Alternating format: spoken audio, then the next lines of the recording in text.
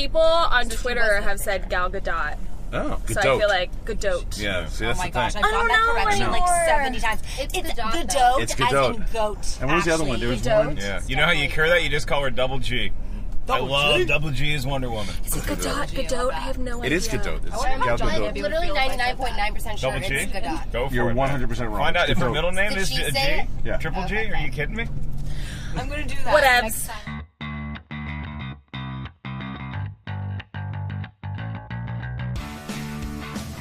Welcome to the Schmoeville After Show. Bless you, child. Bless you, child. The after show for everything Schmoes Know and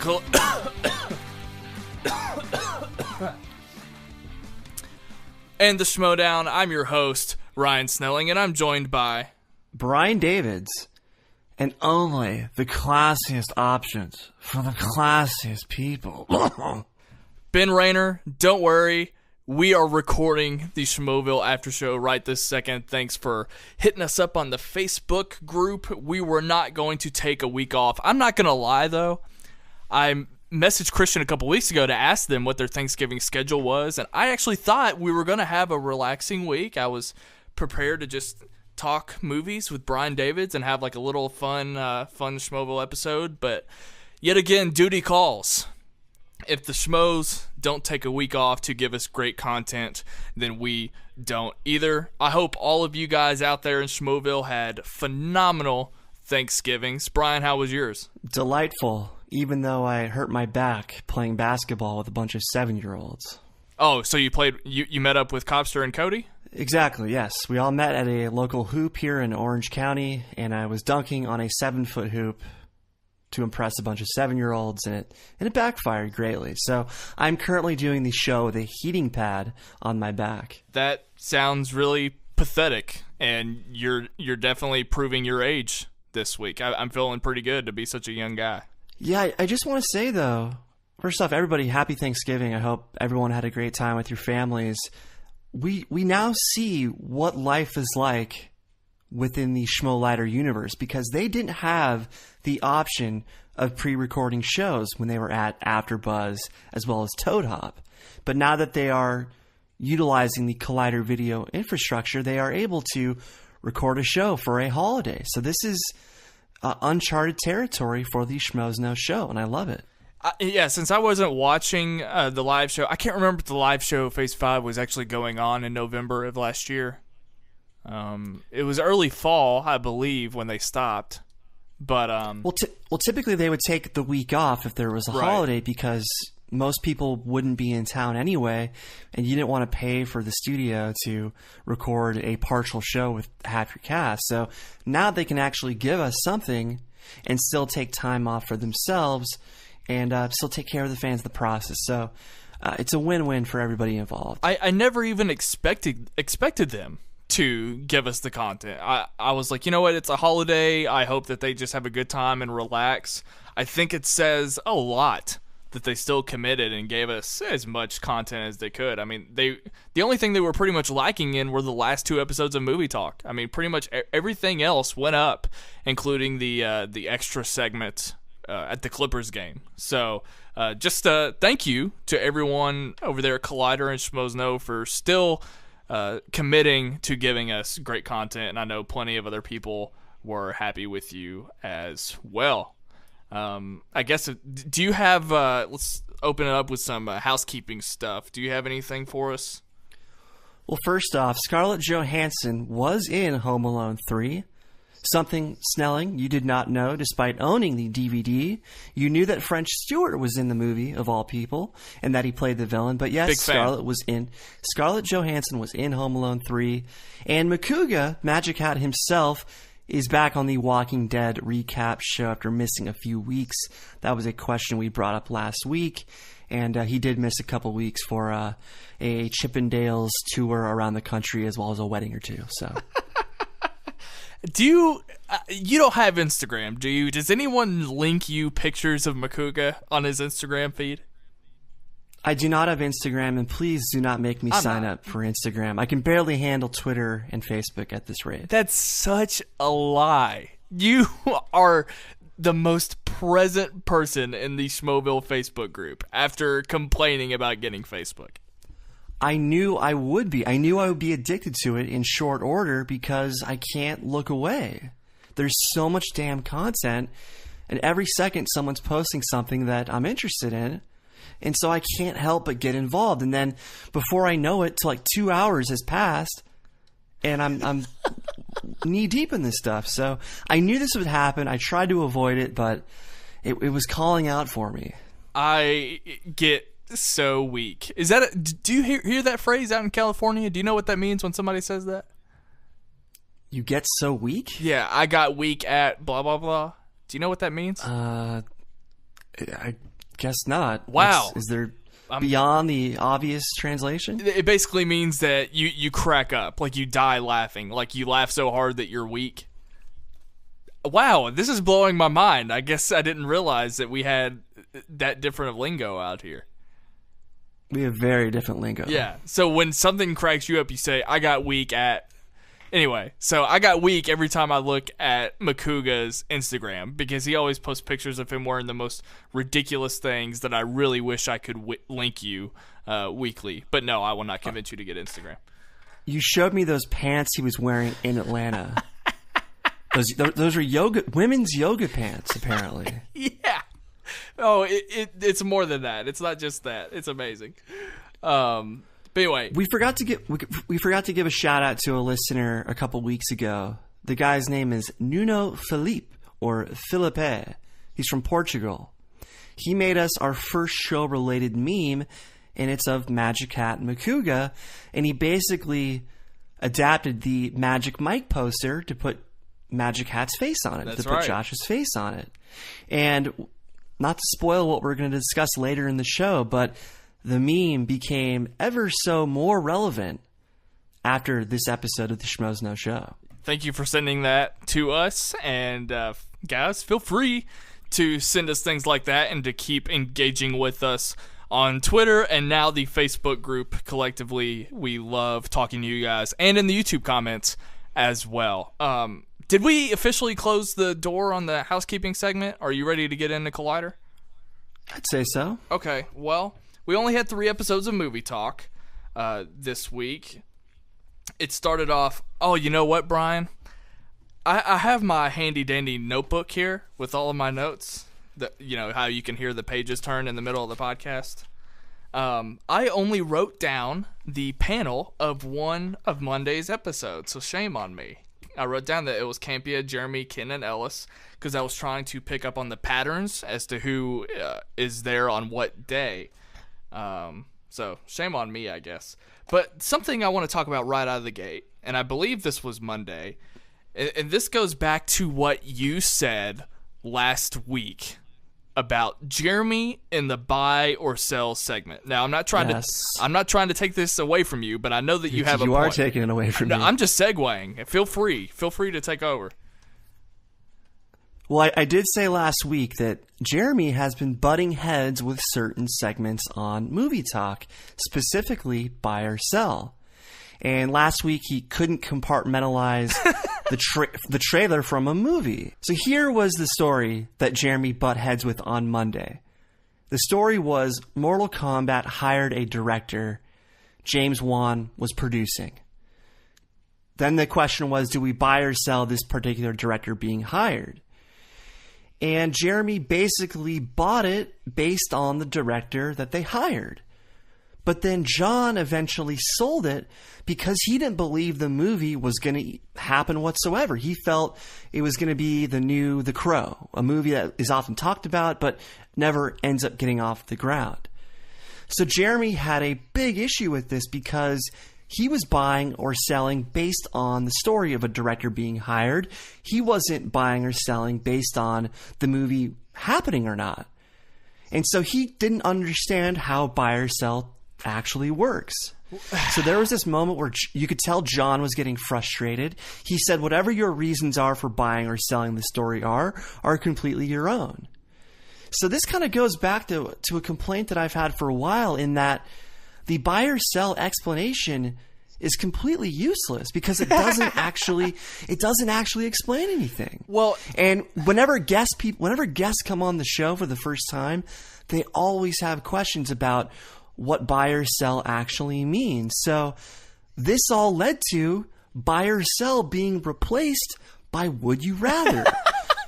So before I ask you what are your thoughts on would you rather, what did you think of this whole buy or sell debacle? I think it's absolutely absurd.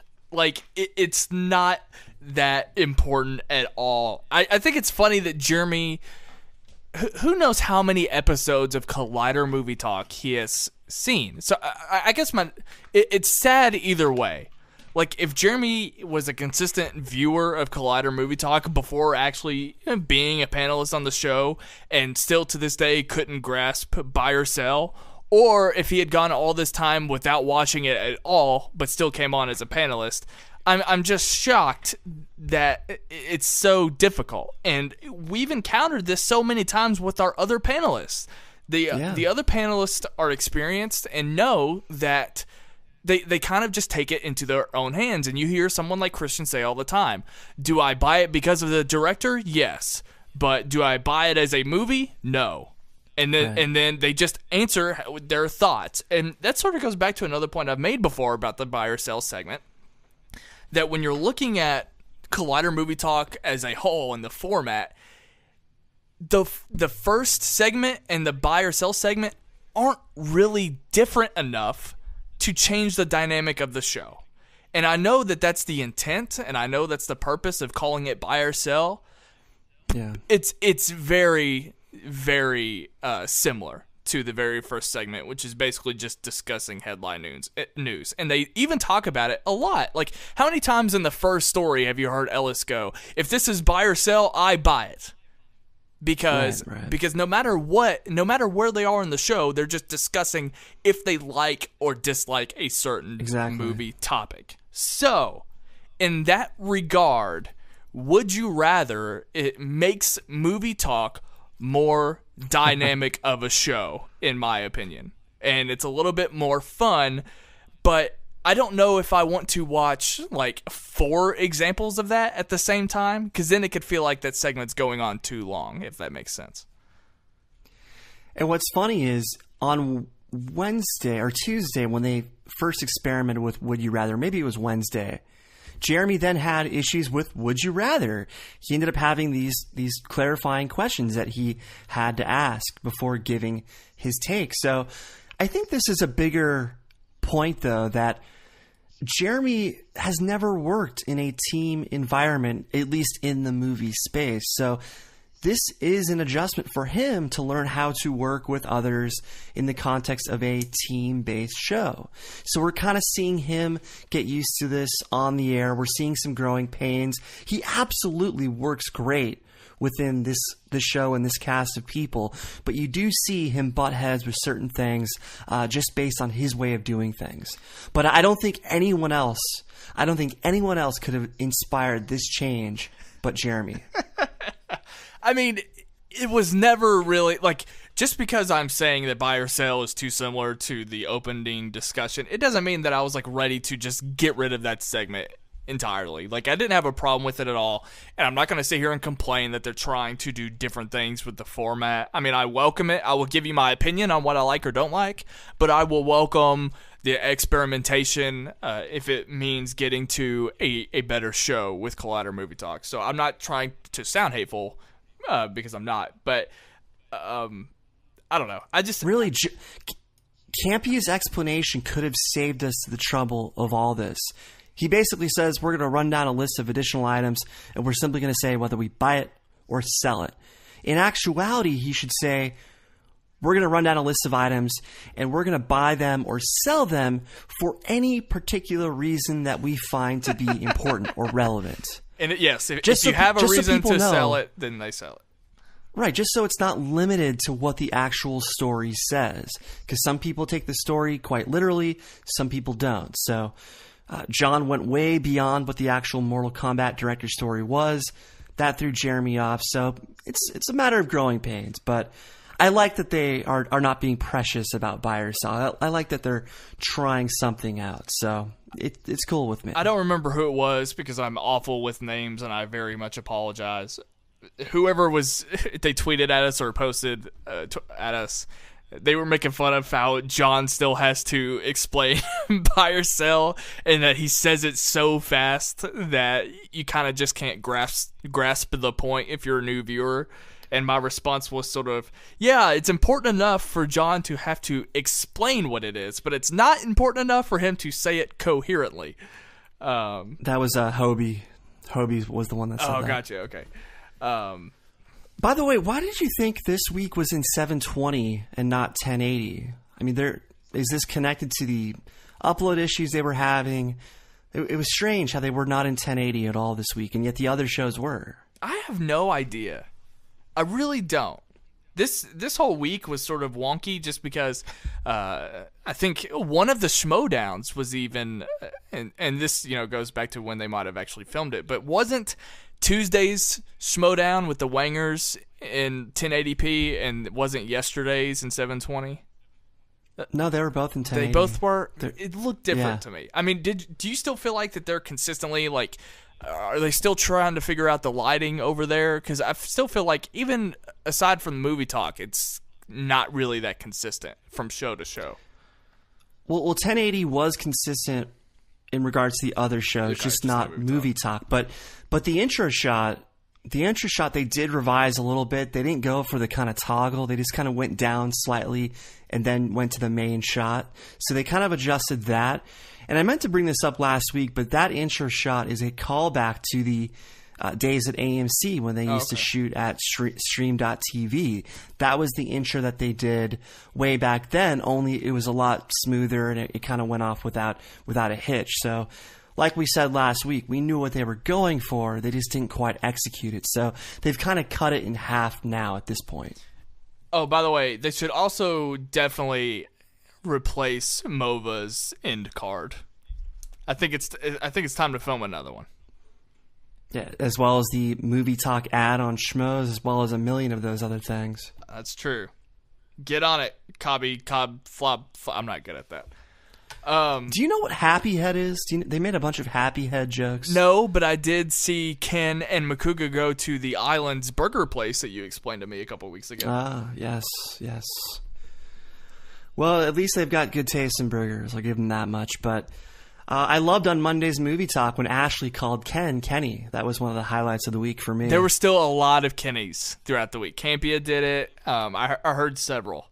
And he can't be happy about it. I'm surprised he hasn't posted again in the Facebook group to get people to kibosh that quick. But I'm going to sound off on this when we get to the Schmoes Know Show section of this program. So I just want to quickly mention they're up to 305,500 subscribers. So they keep jumping up about 1,500 subscribers every week at this rate. So good progress there. Yeah, and there was even this college kid wrote an article for their online website. I thought that was pretty cool. So, yeah, if you guys are out there if you guys are bloggers or have your own website, that definitely wouldn't hurt. Consider writing a blog post about explaining Collider Video and trying to get other people. I'm sure plenty of people have done it already, but if you haven't thought of doing that before, you should do that for sure. I would if I still had my website, but I don't anymore. More on the staying with the technical side of it, I noticed a lot. There were several examples, but I will use the pre-taped show as the biggest example. The panelists are often out of focus when they're setting up their shot. Here's what I think is happening. So I've noticed specifically on the live show, or the pre-tape show, excuse me, when you're looking at the shot of Kristian and Ken, you can tell that the back wall is actually what's in focus. So what I think is happening is that they're setting the camera focus when no one is sitting there, instead of putting like a doll or something like that. That's something you could do. I know that they have the Darth Vader statue, I think, or a stormtrooper. If you set that in the seat, then you can set your focus for something that's actually sitting there. Because I mean, okay, yeah, stop, shut up, Emma. But I noticed a lot that the background was what was in focus. So I would change that. Even from like shot to shot, it looks like when it cuts to something else that's clearly in focus, and you can tell that the next shot is clearly out of focus. So that's something that I think needs to be improved. The sound was better this week, but it still would lose volume at different points. Like some sides would just drop off at any random moment. So we didn't get the red moments that we got last week, but it did kind of drop off in volume here and there. But it was overall much better than last week, but still not perfect. So there's still some kinks that they're working out, and at this rate, they'll be worked out in short order. I can't wait to hear Cody. He's going to message me or either post on the Facebook group, guys, we're working on it. I love you. I love everyone over there doing the technical stuff. I want to give props to Ken with his line to John. I didn't know your family was the cast of Analyze This. That's a great line. And this was in response to Campia trying to make a joke about Ken's dating life. And whenever other people try to make jokes about Ken's dating life, it never goes off quite like when Ken does it about himself. Yeah. So Campia went for the swing, and he kind of missed, but it led to Ken making that great Analyze This joke. And then there was a moment where Jeremy said, they brought on Jeremy Jahns, which is no small feat. So I love the arrogance from Jeremy. You would love the arrogance. Wouldn't I? Yeah. That was a rhetorical question, Snelling. I know, but I had to answer it. I've got a question for you. Let's hear it. This notebook that you take notes in. Yeah. Does it consist of burned parchment? It sounds like you're writing on the Dead Sea Scrolls when you flip around these pages. I write with a quill. Is that what it's called? The feather? Parchment. It's like what they used to. This is what they had in caves back in the day. Oh, I was talking about the feather. Like you dip the feather in the ink. Isn't that a quill? That works too. That works too. Thank you. As you would say, I'm sending you a notebook for Christmas. A quiet notebook with soft paper that is thin and quiet. Okay, but I'll get to that when I finish the notebook that I have here because I don't want to waste paper. Let's talk about Pamela. Who is Pamela? Well, we don't know for sure, but I think we have a good idea. This is in response to John Campia's ad on Facebook that he posted, and I think we discussed it last week. He was looking for a gamer girl, a personality to host, and he mentioned the name Pamela on Monday's Movie Talk. She is the daughter of Tim Horton, the president of the big Tim Hortons food chain in Canada. So John is very partial to some Tim Hortons. Would you do a background check on this girl? Yeah, totally, man. I wish it's not confirmed, but I think it's safe to say that they've already picked this personality out. So I guess my first question is, are you, other than the background check that you ran, are you familiar with YouTuber Pamela Horton, and are you still do you still believe that this is going to take part at Collider since this will be done at Burbank? Because she is actually from Burbank as well, as shown on her Twitter bio.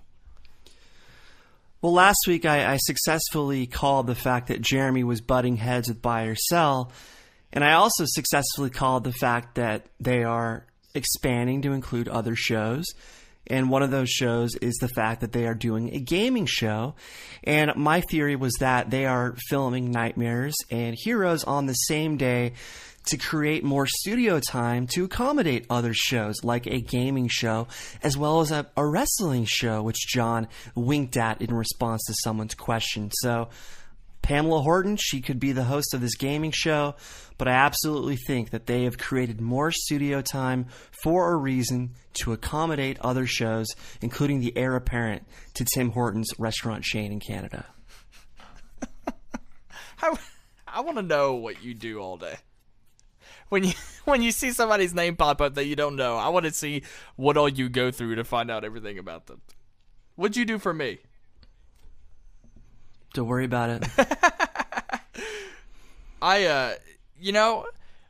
she seems to be a fan favorite. I mean, so many people were happy with the fact that this is probably who they're going to be talking about.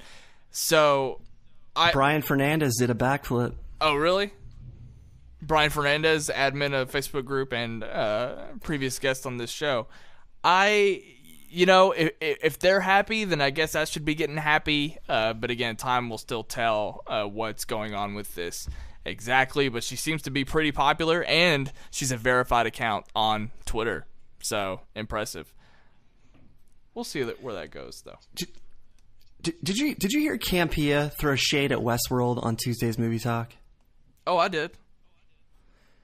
He called the first 6 episodes failures. Now, even if you don't like Westworld, can you really call them failures? I have no comment on Westworld because I'm not going to say that I totally disagree with what he said. I mean, even if you don't like this story, the scale, the effects, the production itself is anything but a failure. So, I mean, it's just another one of those things. Campea loves to remind people that he's not a fan of Game of Thrones. So when it comes to HBO shows and shows that everybody likes, he likes to go the other way in a lot of these cases. He likes to tell people that he doesn't like the shows that everybody else is talking about. And I think Westworld is his new Game of Thrones. Yeah, he's proud to have liked the Teenage Mutant Ninja Turtles reboot. Well, he's a big Supernatural fan, so it makes sense why he's not a fan of Westworld. That's true. Okay, I don't have really much else to say about Movie Talk. There were a couple other things that were consistent. I noticed, if you didn't catch on to my intro of this podcast, there was still a ton of sneezing and coughing that I laugh at every time I hear, because I know it's probably driving you nuts in particular. There was another example of Jeremy making it 50 minutes into the episode before, blowing it with an F-bomb and a GD and stuff, which cracks me up. There was an interesting moment on Wednesday when they were doing the Would You Rather. I believe the question was, would you rather have episode 8 right now or Rogue One? And Jeremy kind of hesitated for a bit. He was kind of stalling, and Campea wisely jumped in and said, you can't jump cut your way out of this one, Jahns or Jeremy. And so I love that they're poking fun at his style on the air, especially when he's been giving Campea such grief lately over the buy or sell segment. So I like that John was able to kind of dish it back to him, given the frustration that Campea has felt lately. So let me ask you, though, if it was up to you, episode 8 right now or Rogue One, which would you pick? Rogue One.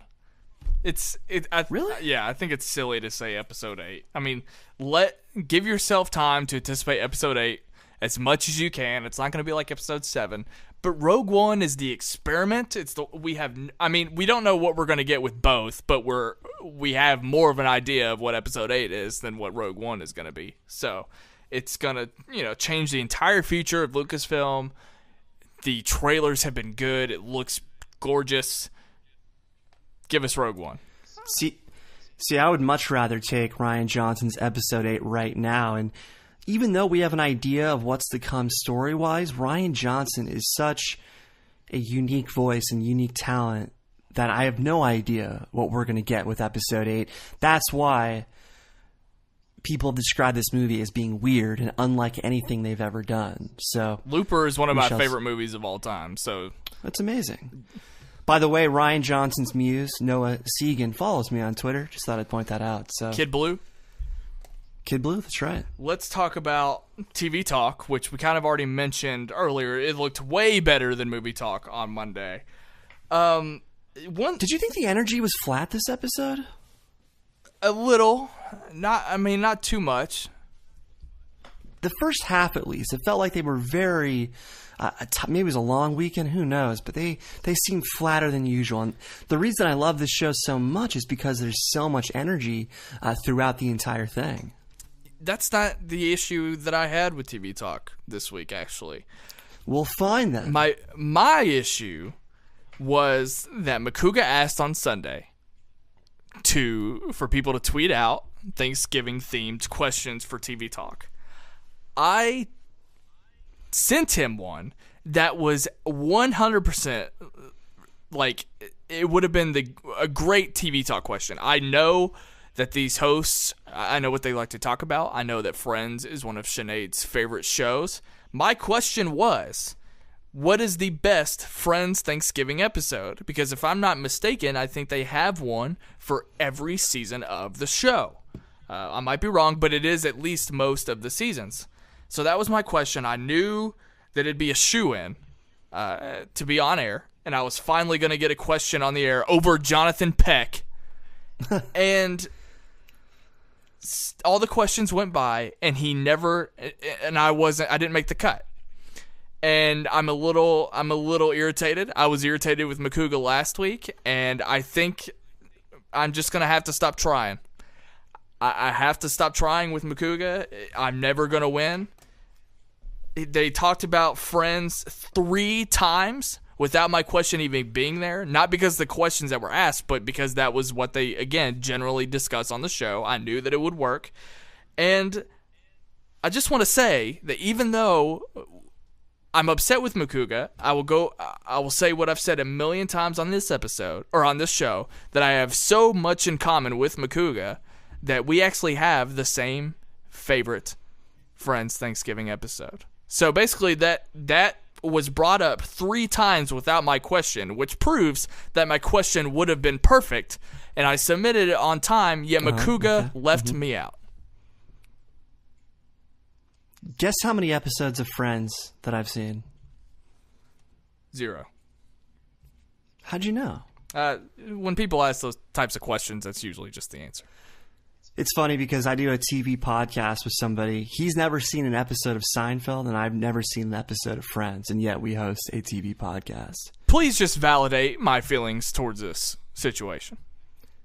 Totally. I totally agree with your perspective, Snelling. Okay, thank you. Josh, newsflash, Josh does not like us, so there you go.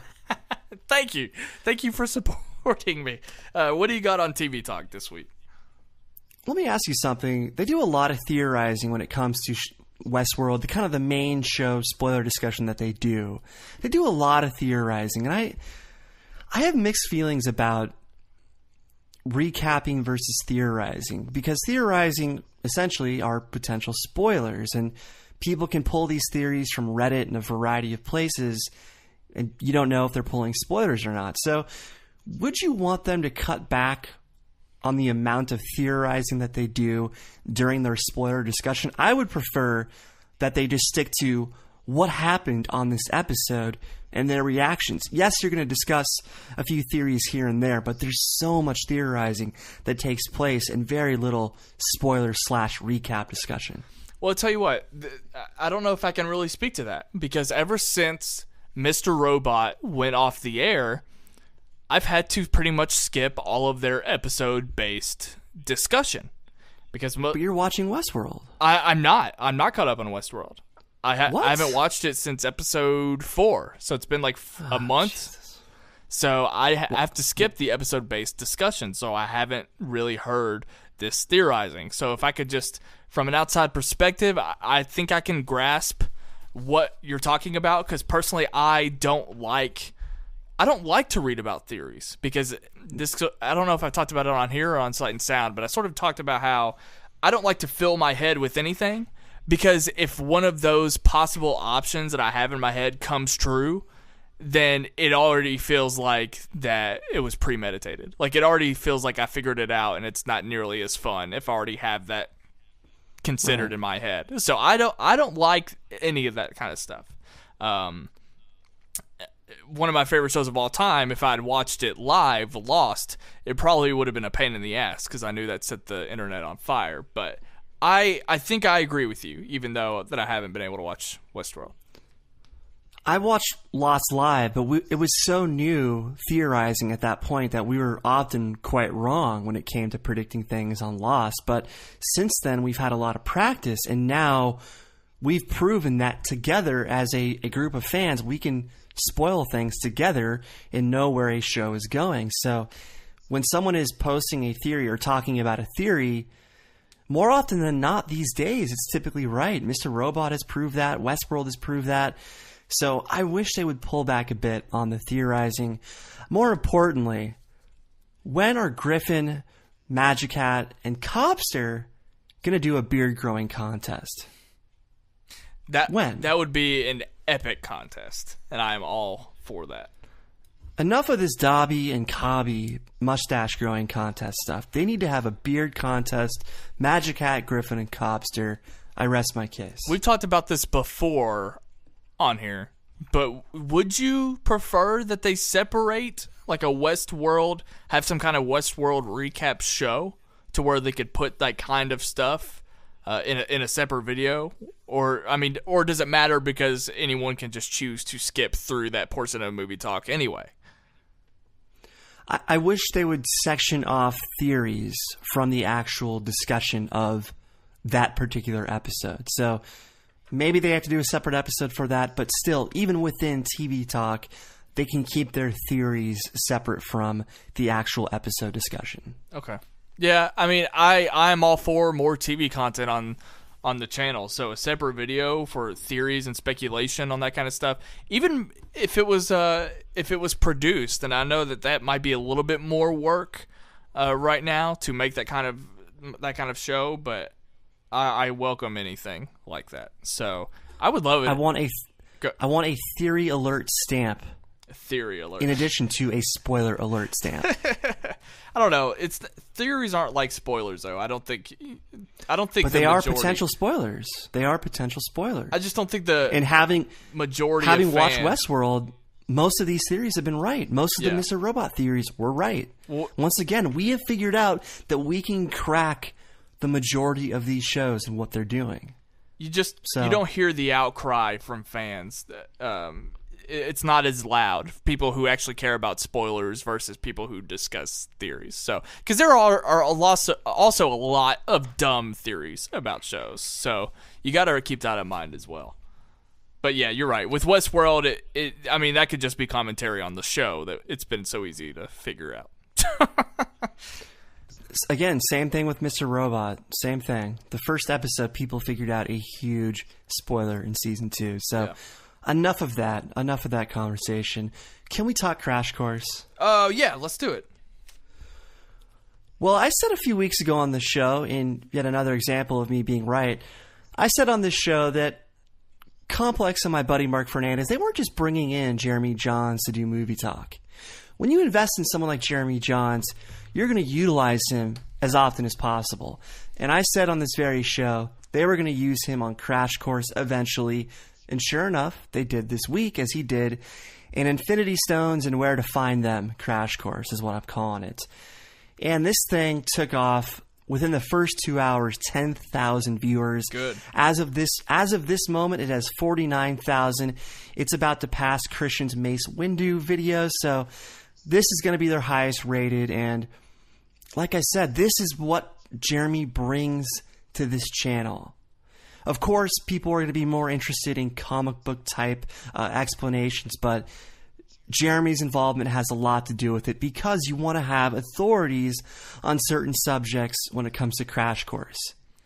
In other words, if Sinead did this Infinity Stones video, it would not have the same impact viewer-wise as Jeremy doing it because people consider Jeremy an authority on comic books just like they consider Kristian an authority on Star Wars. So this is the value in Jeremy Jahns right here. And as much as we love Ken Knapsack and his Crash Courses, you have to mix it up a bit as far as the host, even though last week we were all ready to say Ken should do every single one of them. Even Ken would probably agree that Jeremy was the one to do a Crash Course about Infinity Stones. But that being said, you can bet your ass that Ken wrote a little bit for this Crash Course. You can bet your ass, I don't know why I keep saying that, you can bet that he wrote maybe a big chunk of what went into this Crash Course along with Riley, perhaps some other people. So let me ask you this, and there's no right or wrong answer, I'm just curious. How many of those views do you think actually came from outside people on YouTube? Are you saying Jeremy's fans on his channel or just general viewers on YouTube? Well, in that video is just a good video for YouTube. Like, those are the kinds of videos that can get people to stumble upon the Collider video channel. And I'm hoping, and that's the beauty of Crash Course, I've said it many times, there's going to be a hit. There's going to be one that goes viral. And this due to the fact that how fast it climbed in viewers. I'm just curious if you think that most of them were people who stumbled upon the video or fans of Jeremy who actually came over to Collider that way. I'm just saying I'm hoping that it wasn't the majority of people that were subscribed to Collider video already. It's impossible to say. There's factors for all of them. Some of them are Jeremy's fans. Some of them are people that are just interested in the Marvel Cinematic Universe. A lot of people have had this question, though. Where are all these Infinity Stones? It's hard to track. Right. There are a lot of movies. So it was a very relevant video to make. And that's something that they are probably going to focus on moving forward. What is the most relevant video that we can make that people are interested in hearing about? Definitely. I mean, I'm happy it's working out for them, but I'm going to get really stoked when one just goes off the wall and gets a million hits. Do you want to go to Nightmares now? Yeah, Nightmares was again up on Wednesday at 8 in the morning Pacific Standard Time. As I said last week, they're definitely recording these on Tuesday along with Heroes. And they definitely recorded on Tuesday because Perry was wearing the same shirt that she did in a review on Tuesday. I think it was Manchester by the Sea on Tuesday. So, amazing movie, by the way. But yeah, that basically just confirms it to me that Nightmares is being recorded on Tuesday. So, 32,000 viewers last week, though. We wanted them to get back up to 30 consistently, and so far the time change is treating them well, as last week's video was their highest viewed video in a long time. Wait, I'm confused. That's not what I wrote down. Hold on. Let me double check and let me fact check myself. The episode from last week, the first one that underwent the time change. And then, unfortunately, this week's episode has literally half of the views. In fairness, it's been only 3 days since it went up, and it's the middle of a holiday weekend. It's true. I'm not going to hold this week against them just because a lot of people are out doing things for the holiday. But last week, the first video to this point with the new time change, 32,000. The difference is between Heroes. Actually, Heroes, they're both at like 59,000-ish from this week and last week. So, again, that was out on Tuesday, I understand. But the fact that it was early Wednesday, I don't want the only thing that I talk about on Nightmares to just be the amount of views. But I just happen to, I usually just browse the channel right before we record this podcast. And that just stood out to me because it really, really freaked me out. You're absolutely right. It's only been a few days and we've had Thanksgiving. But it scared me for a second. I'm not worried. Not worried whatsoever. And I also didn't mean to jump to Nightmares. I totally forgot that this actually comes out on Wednesday. I meant to go to the Tuesday show, which is actually Heroes. And Robert Meyer Burnett, I was watching him extra close because on last week's podcast, I was laughing at the fact. And by the way, I don't think people understood what I was saying on the show, so let me clarify.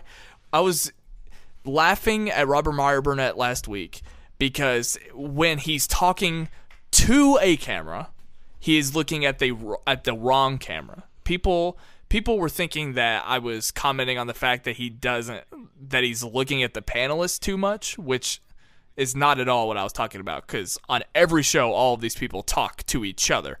But he often looks to a camera and speaks to us, and all this time he's been talking to the wrong camera, and that's what I've always found so funny, is that he's been doing this for at least a year that I've been watching the show. And since I called this out on the podcast last week, I said on the show, I hope no one brings this to his attention so I can see how long this lasts. And I noticed he was actually trying to look at the right camera, which is something he has never done. So I think someone in the office leaked out what I said. I'm being Brian Davids right now. Someone told him what I said because he was trying to look at the right camera, and I'm really upset about it. Wait, I thought you were talking about his intro. When they bring up that Robert Meyer Burnett is here, he doesn't look directly at the camera to say hello to us. It's any time. Anytime he is talking to us, including what you just described, he has always looked to his left. This past week, he did not look at us in his intro. So maybe he did it later in the show, but his intro this week, he still looked away from us. There's always a lot of moments, especially when they're talking about the artists, he'll stop talking to Snap and he'll speak to us and be like, by the way, if you haven't read this Teen Titans, you definitely need to check that out. And he's always looking to his direct left instead of the camera that's in front of him. That's what I've always been referring to. By the way, last week I said that maybe he's camera shy, and you made this point. Well, he's a filmmaker. He's used to telling actors what to do in front of the camera. And Snelling, you're my friend, you're my boy, but I got a lot of people DMing me kind of mocking you for thinking that filmmakers are automatically good in front of the camera. A bunch of them said that you can be great filmmaker, you can be a great filmmaker, you can be great behind the camera, you can give great direction, yet have no clue how to do it yourself in front of the camera. So I talked to a friend of mine who works in television, and he said that he knows a lot of filmmakers, a lot of directors who give great advice, but they couldn't do it themselves to save their life. So I didn't say that he was a good actor. I'm not saying he's a good actor either, but some people are camera shy. That was my original point, was that I think he's just camera shy. There's no way. He's so good on the mic, and he has fun doing the show. Totally different. I don't think you can be good on a mic and bad on a camera. I'm not saying that I disagree with what you're saying. I'm saying that what we're discussing, I don't think applies to Robert Meyer Burnett. Also, who the people that work in the industry who are explaining that to you, are these people that listen to Schmoeville, or are these people that you went to and told them what I said? Because I have a hard time thinking that people in the business heard me say that on the podcast. I had listeners of our show who agreed with me in the sense that, yeah, he's probably camera shy, and that your assumption that just because he's a filmmaker should automatically mean that he knows what to do in front of the camera. Then I went and asked friends in the business, do you know directors who can give great advice to actors seemingly knowing what to do in front of a camera, yet be terrible themselves at it and be kind of afraid of the camera? And he said most of them are afraid of the camera. That's why they're behind the camera. But he's looking at a camera. He's looking at the wrong camera. He's not shy on the camera. That's why I'm saying it. I don't think it applies to Robert Meyer Burnett. Because he's trying to look at a camera and thinks he's talking to us. He's just not getting it right. So, okay, fine points, but I don't think that it applies here. But I'm disappointed regardless that someone leaked that out to him, because I thought it was funny. Are you ready to talk Jedi Council? What's the deal with Catalyst? Oh, man. Did you like that? Is that in your notes? No, that was impromptu. I find it very fascinating that Campea called out Kathleen Kennedy, because I'm literally just rolling my eyes at it. Like, the whole time. He was calling out, are you with me? I'm with you. The fact that he had such an angry rant towards Kathleen Kennedy, I think he's ridiculous. Because not only is she a genius, but it really... He's done that before. Do what? He's done that before. I just think it's such a silly thing to get upset about. I know diehard Star Wars fans are instinctively going to, be defensive about not having a crawl, but Campea's right. 2 minutes into that movie, he's going to totally forget that it happened, or that it didn't happen, rather. So I found it funny that Campea got so upset over that. Yeah, I don't know. I don't know which was worse, that rant or Kristian's Darth Vader impression. Or my "What's the deal with Catalyst" impression. That was okay. That was a good Seinfeld. Let me ask you: do you want the crawl, or do you care? I don't care. Whatever. I think it makes sense to not have it. I mean, yeah, you can make the argument. Yeah, there are crawls in the Clone Wars, but it doesn't happen in Rebels. So it's fine. It's not a big deal that the crawl's not there. You'll get it the next year when you have Episode 8 come out. Okay. I want the crawl. It's too Star Wars. Plus, when you have the crawl, it saves you the exposition in the movie. But now that means we just might get more exposition than normal. So that kind of bums me out. If this was 2 years ago and Lucasfilm made the decision to not include the crawl in Episodes 7, 8, and 9 because they thought it was cheesy or something like that, then I would absolutely understand the anger. But when everything about this movie is unprecedented, and we have no idea what it's going to be. I mean, I totally get why this is an opportunity to be different and to make it look different, and it's certainly not something to question Kathleen Kennedy about at all. I found I'm usually on board with Campia's rants, but this one I was just like, okay, whatever, move on. This is nothing. They should do a crawl that just says, refer back to episode 4's crawl. Right. For details. It would be a crawl over a crawl, essentially. For more details, check out the crawl on episode 4. So Snelling, let's talk Schmoedown. Let's do it. Let's start with the Wangers versus Team Finuga. Go Wangers! Woo! Team Finuga. I'm going to enjoy saying that while I can. Team Finuga. So, we notice that things are in 1080p, which gives us an indication, as we expected, that this was filmed the Friday before last because they've got their new equipment. What did you think of the better music quality? I suppose that's the TriCaster dividends right there, as well as the flame backdrop. What do you think of these additions? The music was noticeably better, and it worked out great.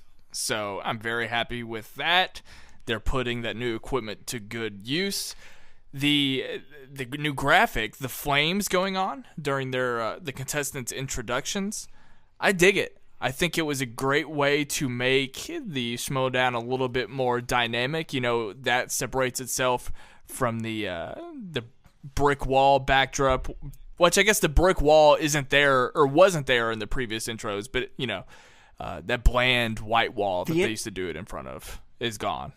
For the intros, they use that garage door for the intros. Yeah. And now it's the flame backdrop, which is kind of cheesy, but in a good way.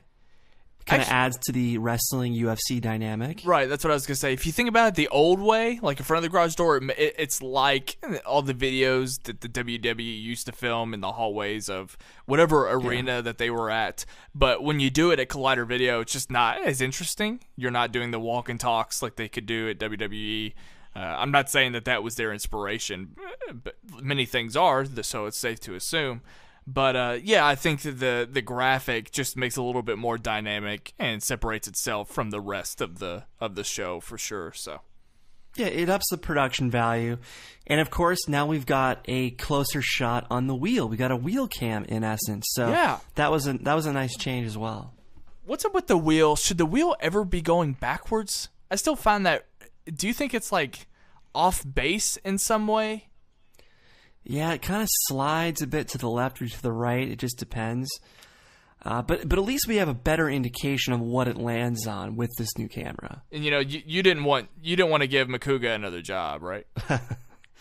But Kristian was obviously so sick of the controversy surrounding what the wheel landed on that he insisted that Mark Fernandez hook them up with a wheel cam. So gotta love it.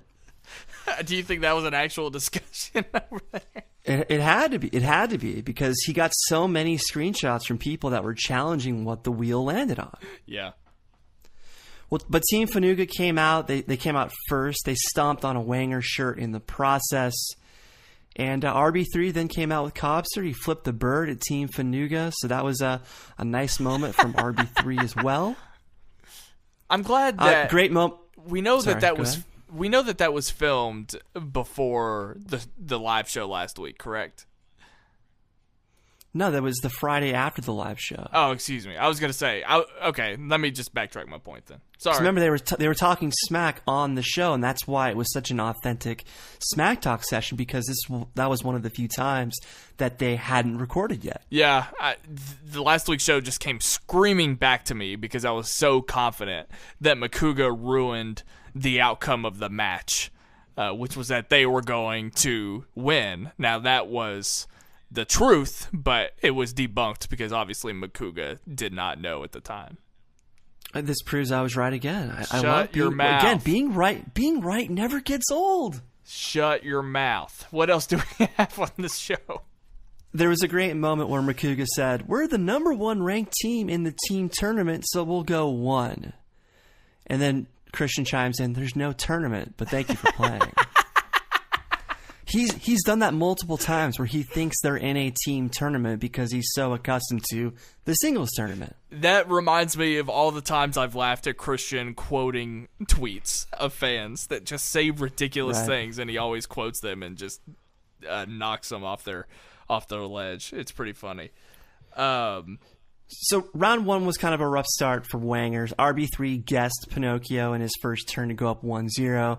And it was a pretty big guess that prompted Macuga to say, he Macuga'd it! He Macuga'd it! So Macuga was already trying to make everything about him after 1 point, even though it wasn't his point, it was the opponent's point. So, again, rough start overall. Magic Hat picked it back up to 3-2 towards the end of the first round. But Cobster and Finstock were really the story of the first round. Yeah. It was a battle of futility, as Ken said on the show, but just an ugly match all the way around. Yeah, someone posted it on the Facebook group, and I could not agree more. They are responsible for the strangest matches in Schmoedown history. The Mega Powers. I mean, this match was just absolutely... You mean Team Finuga? I'm sorry. Team Finuga. It was just absolutely absurd. And I think I said this to you, that this could arguably be one of the worst Schmoedown matches in recent memory. Look, I'm not going to blame RB3 and Magic Hat too much. They held their own, but Finstock and Cobster were terrible.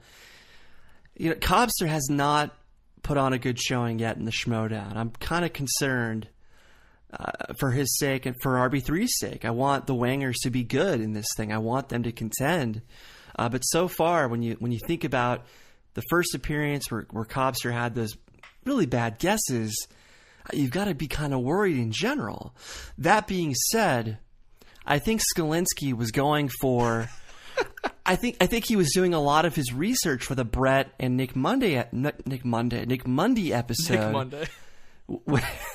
Which was based around the 80s, because there were a ton of questions that were based around the 80s in this episode. So I think he was using a lot of those in this episode, and the younger team had a lot of trouble with the 80s questions, especially Cobster. Oh, so you think Skolinski sent the wrong email to Mark?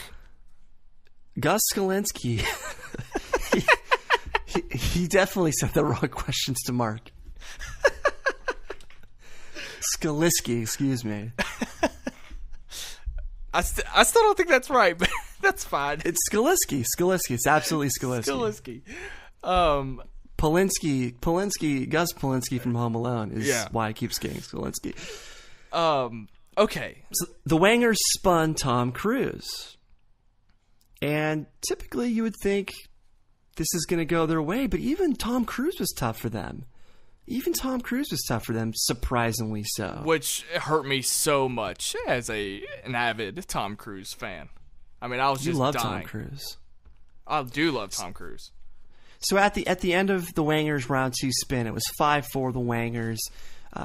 Finuga was able to take a couple points from them via steals. Finuga then spins Tim Burton. They do a second spin and get Romance. Macuga's all happy about Romance because I'm sure he watches all that romantic comedy stuff with his lady friend and whatnot. But this is where things got interesting.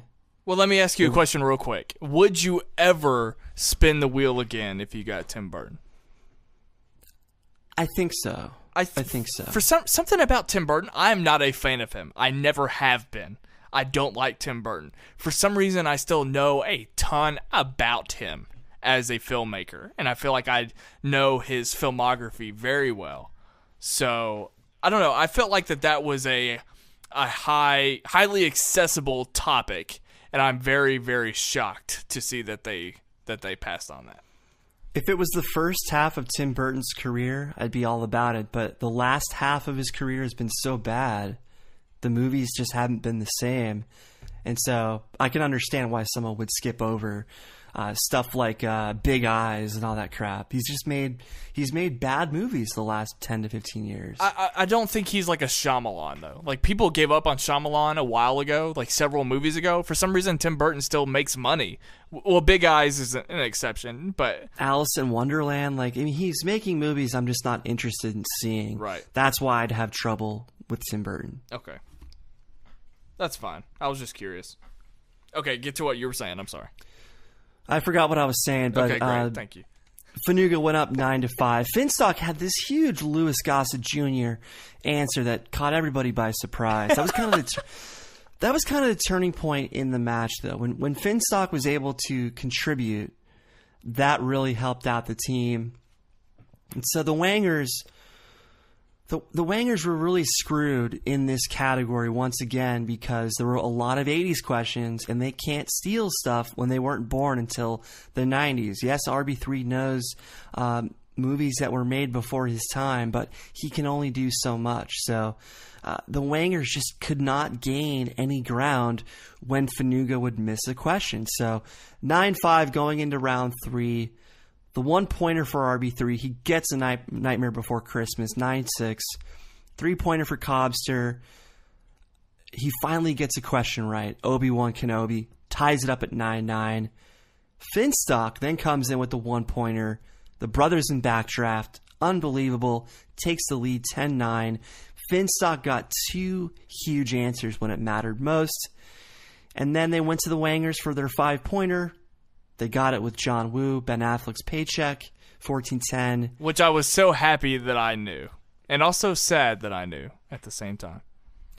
And this match did not seem close, but it was. Macuga missed their 3-pointer, their horror question, in regards to the Howling. And then Finuga came in with the Fifth Element for their 5-pointer and the win, 1510. But that's when things got interesting. The match was ugly, but the post-match was everything. Everybody's been talking about this. It's taken the world by storm, so to speak. So let's talk about this as a whole, because there's so much to digest. There's it's sprawling over several episodes or several videos. The after match interview, his discussion with Kristian on the live show, and he was just on the Schmoedown Rundown, which you can tell me a little bit about as well, because I've been at work today and I haven't been able to listen to it. But just as a whole, and this is basically what I messaged you, that I can't decide. I think it's funny because it's Finstock, but my first reaction was that this is kind of lame because it was totally unprecedented. And I guess you could say that about a lot of things that Finstock does, obviously. So random. But I wasn't buying it primarily because of Macuga's reaction on camera. Yeah. And I know that there are produced moments on everything that the Schmoes do, and I go with that, and I think so many people go with it and they love it and they appreciate it. But this one, it sort of popped the bubble, and I was so aware, this is my opinion, I was so aware of the fact that Macuga was somehow expecting it. Not that he decided it, but he knew that it was coming, because he was the world's worst actor in that video, and not in a good way. Like, we're the Mega Powers. He wasn't shocked. Like, you could tell that he actually wasn't shocked that this was happening. And I don't know if there's an actual reason. Again, you might be able to enlighten me again because of the Schmoedown Rundown, but I don't know if there's another reason for all of this that we're not privy to. But it became less lame when we saw the interview with Kristian and Macuga and Finstock on the pre-taped show. But that was just my first reaction to the match, and I know a lot of people were talking on the internet. So am I wrong in thinking this? Let's back up for a second. Okay, let's do it. The seeds were planted for this a long time ago. The Schmo test, for example, these two guys were not on the same page. Macuga came to protest one thing, Finstock came to protest a completely different thing. That's one seed. Yeah. But then on the live show, the live show, the most recent live show, obviously the last one was pre-taped, but the live show before that, they were not on the same page in that episode either. Go back and rewatch the Finstock Macuga Smack Talk with the Wangers. They were not on the same page there. There are moments that you could tell that were planted specifically for this. Go and watch their post-interview that is on the SK Podcast channel. Yep. There are heavy indications that this was planned for a while, and Finstock ends that video by saying, we'll see what happens, and then he gives a weird look to the camera. So Finstock, I don't know if Macuga knew about it, but Finstock was definitely giving hints throughout all of this time. And Josh, based on his reaction in the post-interview, he was expecting it too. And yeah, he did not sell the kayfabe. That's what they call it in wrestling, kayfabe, when they have this storyline spew into real life, supposedly. So I don't know if I loved it as much as everybody else. It might be a little too much for my liking, just because it kind of overshadowed the actual match itself, and I feel like part of it was done to make up for the poor quality match, because obviously people get crazy when there's a bad quality match. They get upset. They want to have they feel like they're owed an entertaining match every single time, even though when you have an unscripted competition, the quality of play ebbs and flows. There's going to be ups and downs when it comes to a competition like this. So I feel like when there's a bad match, that they have to go out of their way to make up for it in the post-interview segment by planting a storyline. And when Sasha played Kara Warner, that was a really ugly match as well. They made sure to have Finstock interrupt that post-interview to hopefully make up for it with some more kayfabe. So you see what I'm getting at here? I do. I'm with you. Part of me, I'm glad to hear you say that, because I thought I was sort of alone and not. I felt a little bit more sour than most people. And part of my problem is that the decision is one of my favorite things ever in this current iteration of the Schmoes Know live show. Not just the episode itself, but everything leading up to it. And that episode where Kristian basically lets the cat out of the bag that JTE sent this email, you could tell like Kristian was producing it, like, because people didn't intend on that to come out in that way, but you could tell that it really happened. Yeah, that's the thing. JTE did not send those emails as part of kayfabe. He was actually interested in getting a new partner. And then Kristian found out and ran with it from there. And it was amazing. And it was amazing because you could tell it was real. But this they were trying to go for something like that, but it didn't come off that way. I'm still entertained by it, don't get me wrong. I'm still getting enjoyment out of seeing Macuga suffer in certain ways. But it just felt like a little too much, and I think that's mainly, like you said, because of Macuga's response to it. It just felt a little too, okay, this is the part where I do this. This is the part where I put my arm out and he doesn't put his arm out to me. Right. Did you get enjoyment out of Finstock calling Macuga a loser? I did. I mean, he said they were too similar. He says that he breeds loser behavior. That was something he said on the rundown today. Yeah, but see, that's not even funny, though, because I will give Macuga credit, because obviously, and that's what even Kristian said, Finstock wasn't even present during that match, so you got to give him that's why it just kind of was like, okay, whatever, guys, because Macuga actually was okay in the match. So, look, Finstock wants to be the guy. He does not want to be second fiddle to Macuga per his reasoning. Right. Yeah, it's just he wants to stand alone. He says that they're morphing into the same person. He claims he decided this in the moment, but I just gave you all those examples from different videos, from different episodes where the seeds were being planted. He kept bringing up how he wanted to have women in his stable, but Natasha, Sinead, Ashley are not good at trivia. He kept mentioning that he wants Natasha in his stable, and yet she's in Roka's stable. I bet he gets his own Miss Elizabeth. It seems like he wants his own version of a female manager. Sure. So he's got something up his sleeve. Obviously, he's not going to be a factor in singles play. So whatever he does, it kind of has to be team related. So what are his options team-wise? Roca and company are pretending like they don't want him. I wouldn't be surprised if he ends up with them, but they are acting like they don't want him. I don't see it. Like the Four Horsemen, I don't think there's any way he's a part of that. They've already disputed that, but part of me thinks, oh, maybe that's part of the show. But maybe he gets Merle. Because he needs the best people possible to make up for what he doesn't know. So he has to go out and recruit the best. So what if he gets a stable formed with Merle? I've never really considered Merle a regular. Like, I know that he's the champ, but he's not someone that consistently comes in and fights.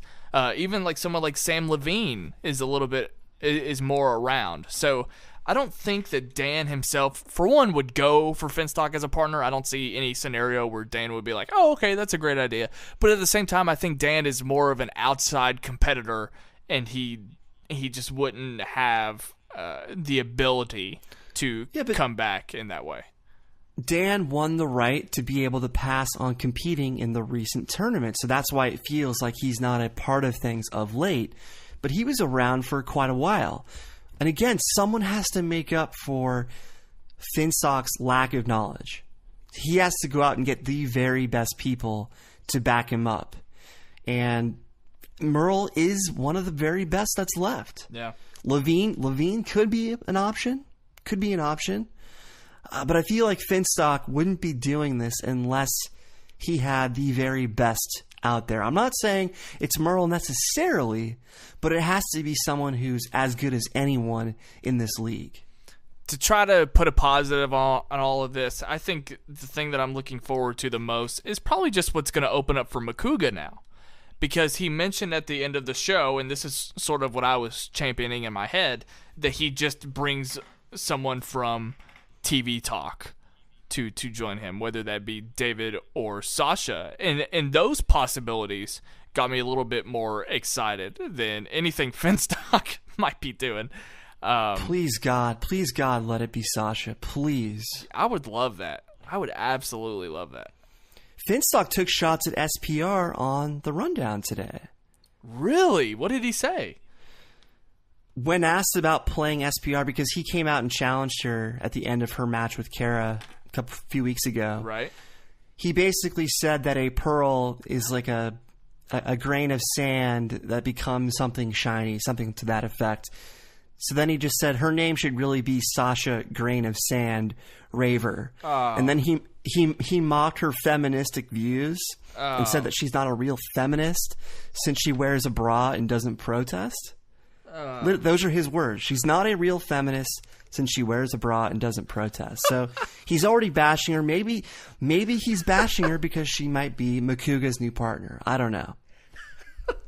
But then he kind of fired some shots off at Harloff and Ellis because he thinks he should be the face of the brand and they're the face of the brand. Like so, Boris Karloff? I just combine the names, Harloff, yeah. Boris Karloff of Frankenstein and Mummy fame. Just combining the names into a thing. But yeah, that's basically the highlights of his comments from the rundown that I just gave you. But I want to tangent on something else for a second. Tangent. Can we stop marveling over Josh Macuga's guesses? Yes, he's a good, educated guesser, as I said months ago, before anybody else. But I do not buy his supposed guesses any longer.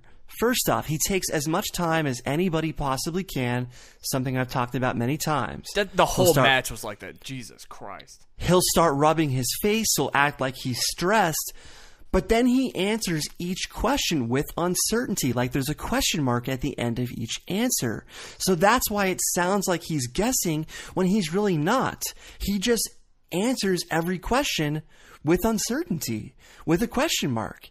He's just not sure, and so he says every answer like that. He never really says it. He never really says any answers with certainty, with authority, with confidence. So everybody thinks he's guessing. They give him credit for guessing when he's really not guessing most of the time. Sometimes, yes, but the majority of the time he's just unsure of what he's saying. So let's stop giving him credit for guessing. I'm a little bit confused. I'm having a hard time finding the difference in what you're saying.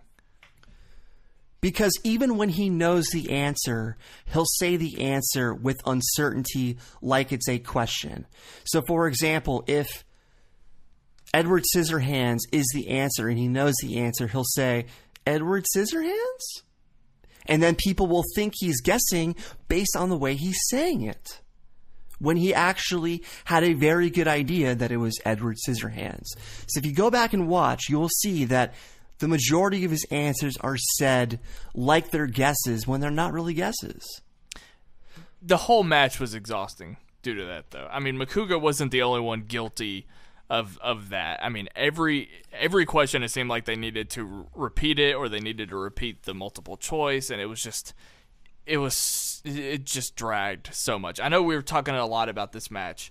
The one last, what was Macuga wearing during this match? Was he wearing his Wild Man shirt? His yellow wild man shirt. He had, exactly, that right there. We all know, due to this match, that Josh Macuga owns not only one Wild Man shirt, but he owns two of his own shirt. Maybe three. We'll see. Maybe he'll surprise us this week and have a red one. Wait, Snelling. Uh-oh. What? Maybe three? Maybe three? That was good. See what I did there? Yeah, I see it. I'm picking up what you're putting down. All right, let's get to. Are you worried? Are you worried about Copster? I find it a little strange that it's disappointing that he is the one that is more familiar with the game. So I don't know. In fairness, the questions on this episode, and really the last couple episodes, have been much more difficult than usual. Much more difficult. Not in the final round, but in the rounds leading up, the questions have been a lot more difficult. That's all I got to say for now about this, but it was exhausting, all this kayfabe. Let's get into the other match. We spent a lot of time talking about that one. Let's talk about Knost and McWeeny. Were you excited going into this match? I'm a big fan of Drew McWeeny. I've been reading him for a long time. He is the man who essentially brought down Batman v Superman, as he was the first to report that he was hearing bad things from people within Warner Brothers, that they weren't confident in the movie. And that just sent the fanboys wild. They basically ruined his life from that point on. Really did. But I've had a great deal of respect for him for a long time. I was really looking forward to him, and he delivered exactly like I thought he would. Exactly like I thought he would. And to start the match, though, the Outlaw introduced Knost. Again, more Outlaw overexposure.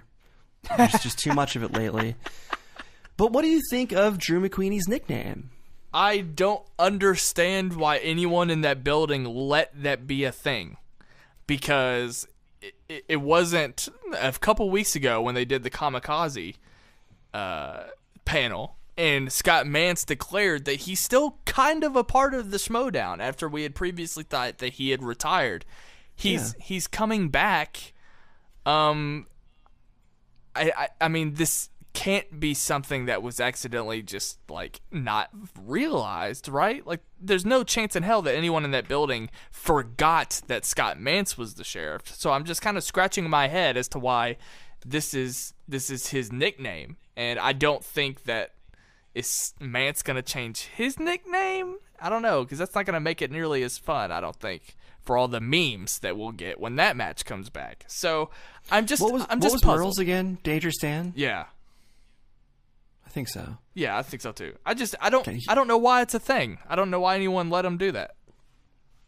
I mean, he looks like he could be a sheriff on an 80s TV show or something, but I buy the nickname. I just don't like repeat nicknames. Would you rather Scott Mantz be called the sheriff or Drew McWeeny be called the sheriff? You don't actually have to answer that.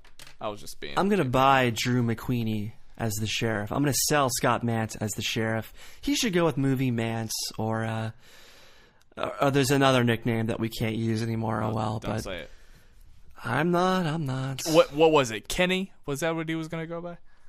I still have a rant coming about that, so don't waste all my energy quite yet. Anyway, but what this was Matt Knost's worst performance though. Yeah, by far. I want to get to that in a second. For one, I agree that I respect Drew McWeeny a lot. People were so shitty to him during Batman v Superman. This is the first time that I actually seen him. I haven't watched him on any of their video content before, when he was at HitFix. So this was the first time I actually saw him, and he was maybe a little. He said that he had been watching the Schmoedown, but he was a little too off base. He was just kind of being a nice guy, and he had some easy jokes in there, and that was fine. I mean, I'm not hating on him, but dude, he was cool, calm, and collected. I loved. That's what I was gonna say. I thought that he was. I thought that he was a little off base for what we usually expect in the Schmoedown. But what I will say is that this guy, he just looks like the nicest guy ever, and he was a class act, and I really actually appreciated that. And he had a great performance.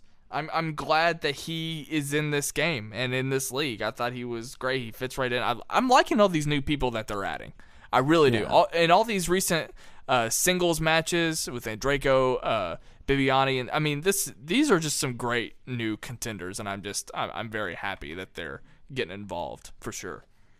Yeah, the new people have been great. I kind of like the new people a lot more than the existing people, to be honest, but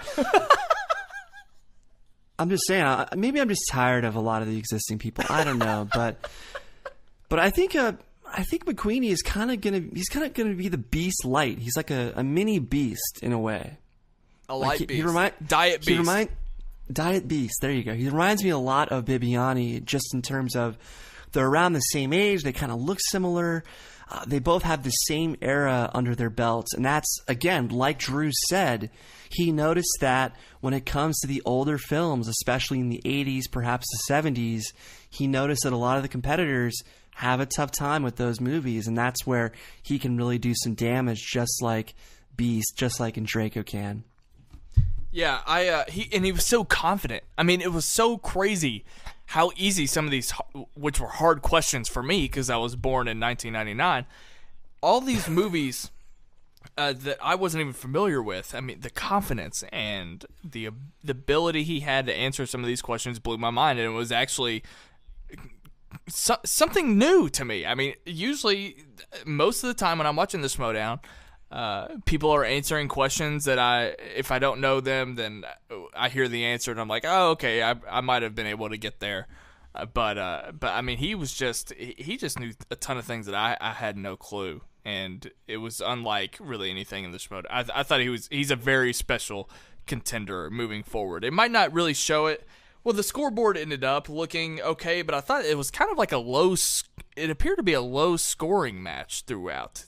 It was 15-12, yeah. But it was not close. It was not that close if you watch the match, and it was really more farther apart than it seemed. But even the answers that he was wrong on, you believe that he was right because he said them with such confidence. Like, for example, Eternal Sunshine of the Spotless Mind.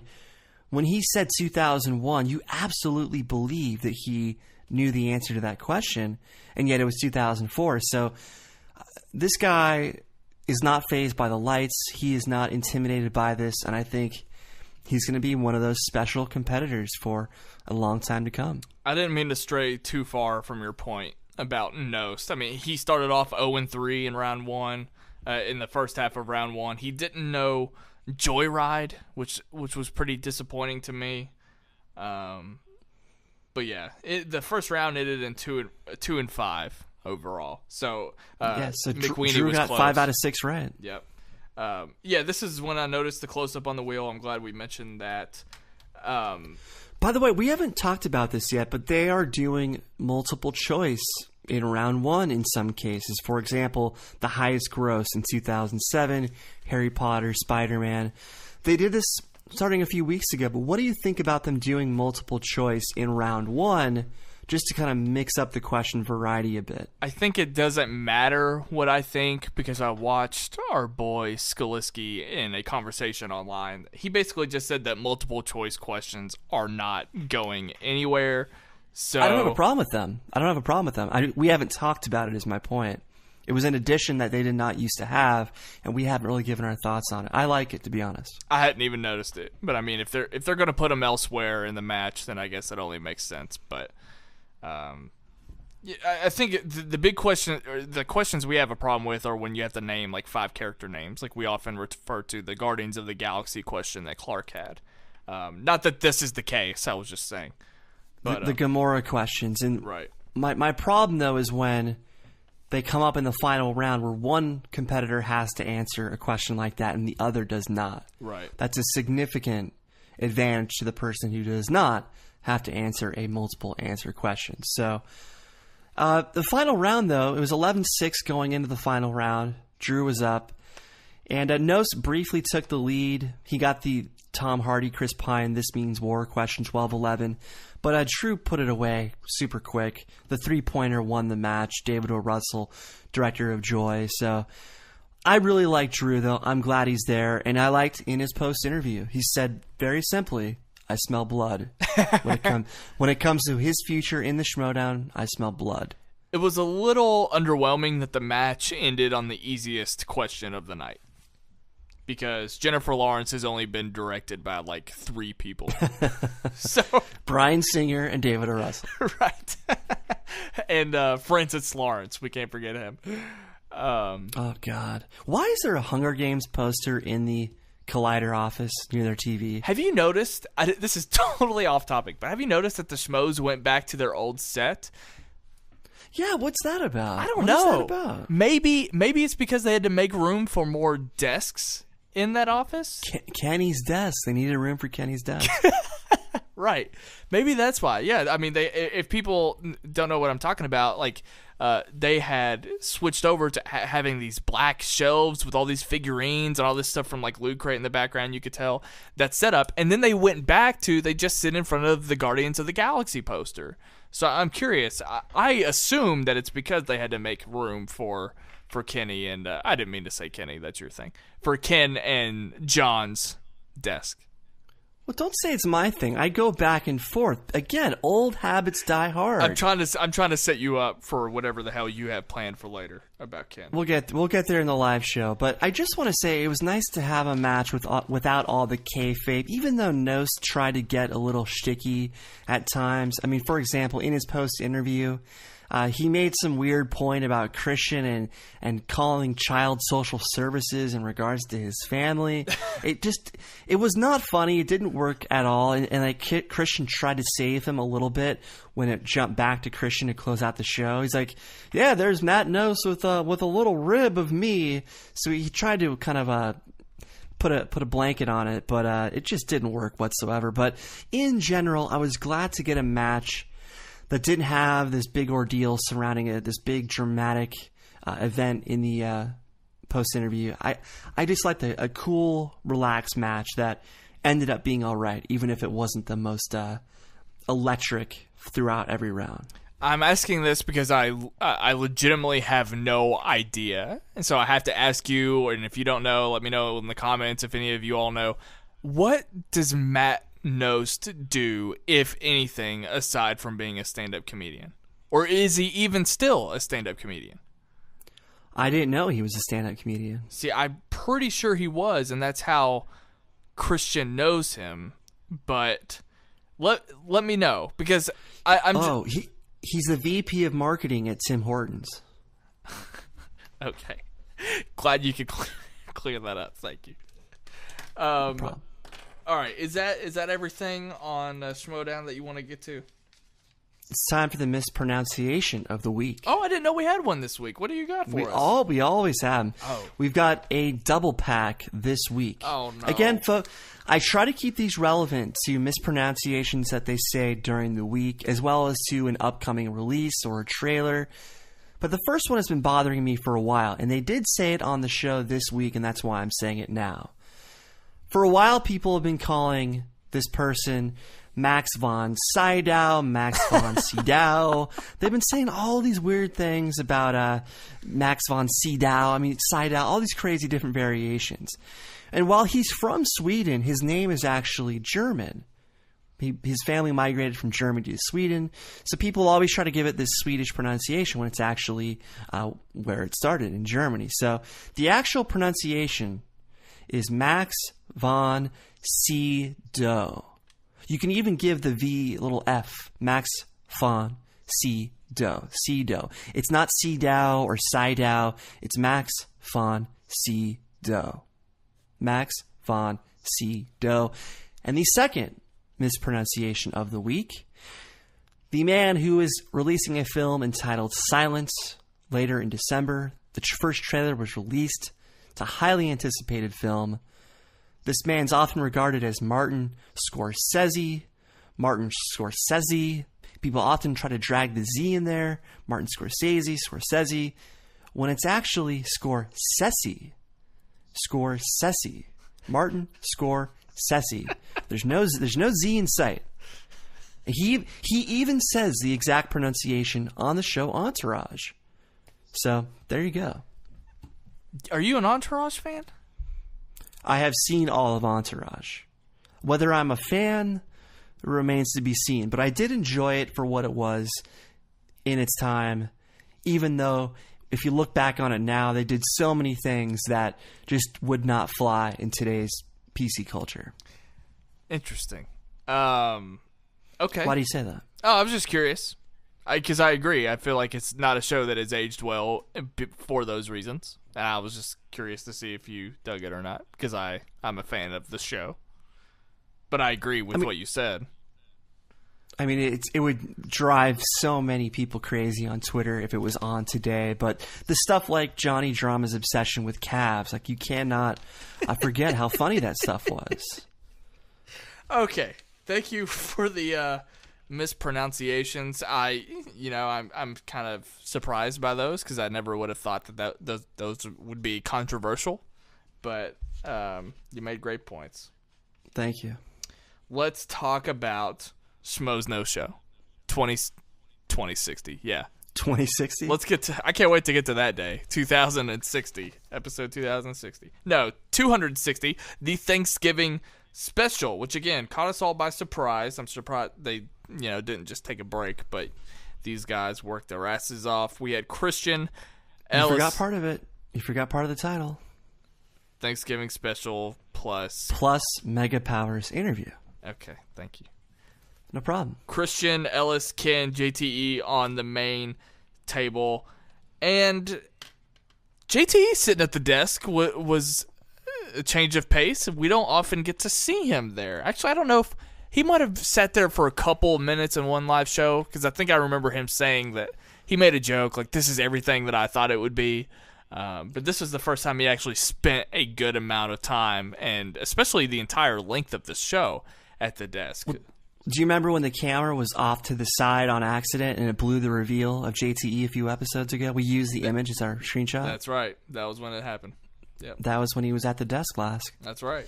But this was a great mix, so I love this group of four people. I think it's the perfect dynamic from every which way. I was so excited to tell you this. I'm so excited to tell Kristian and all of our listeners that I don't know what it is, but this pre-tape episode was just a lot more enjoyable than that other one. Like, absolutely. I really, really enjoyed this episode. And if Kristian asked me, well, why? What was the difference? I don't know. Less Cody? I'm just kidding. Less nature talk, less zebra talk, less snake and spider talk. I mean, I don't know what it is, man. I just really, really enjoyed this episode for the most part, and they, okay, you can say what you will about their nature talk, but I mean, they did spend a lot of time just talking about Thanksgiving food, which I was also asked that same question, what's my favorite Thanksgiving food? And as I'm thinking to myself, I'm like, well, none of this stuff is really limited to just Thanksgiving, so I don't really feel like I have a favorite, because I can eat all of this stuff anytime that I want. So that was a funny conversation that I had actually had on the holiday. To that point, how often do you eat stuffing outside of Thanksgiving? Well, stuffing should never be anyone's favorite, so I'm appalled that they actually said that on the live show, because it's just... Oh, come on. Stuffing's absolutely my favorite. It's just... It's whatever. It's just something. It's something that I never eat except on Thanksgiving, and so when I do eat it, it feels like this new, unique thing. I don't think it's that special. Did you slap your desk? Okay, Ryan. I was trying to hand wave you, and I hit my hand on the desk. I thought you just slapped your desk out of anger because I don't care about stuffing. Well, I was hand waving you, but I accidentally hit the desk as I was hand waving you. So the same difference. Let me just say something about JTE. We sort of get lost in the concept of Little Evil and his shtick, if you will. JTE is a humble-ass guy. And I think he said it a little bit when he appeared on this show. And I think it was Ken that mentioned. But JTE is really humble. And I think he remembers every day that he wakes up in California and goes to work to talk about movies or to watch people talk about movies. He knows he's a lucky guy. And I really, really appreciate that about him. I really do. Did you happen to catch any of that, or am I alone? Well, yeah, I mean, he's grateful for having food to eat. He's grateful for having money in his pocket to buy food at any opportune time. But it's strange because when he talks about his family life, I mean, it sounds like his family had a house in Connecticut as well as a house in South America. So it seems like he comes from a relatively privileged household. So it's interesting that he does have such humility given his background. So I'm guessing he has been on his own for a while. Perhaps his parents don't spoil him. And so he is grateful for what he has and what he's earned for himself. Well, I think he's made it a point. I can't remember. I don't know if he said it with us or not, but he said that the reason why they had that property in South America is because it is so cheap down there. So, yeah. I don't know if it's just because they're loaded with money, but I mean, I see what you're saying. Even so, you can be. Even so, it's not easy to maintain two households anywhere, no matter who you are. My next set of notes is all about Ken. So if this is where you want to do whatever you're doing, I absolutely do. Go for it. So Ken made this comment in passing. He's basically said, "Not if they keep saying my name is Kenny." So it's kind of a shot at Schmoeville. And I take issue with this for a number of reasons.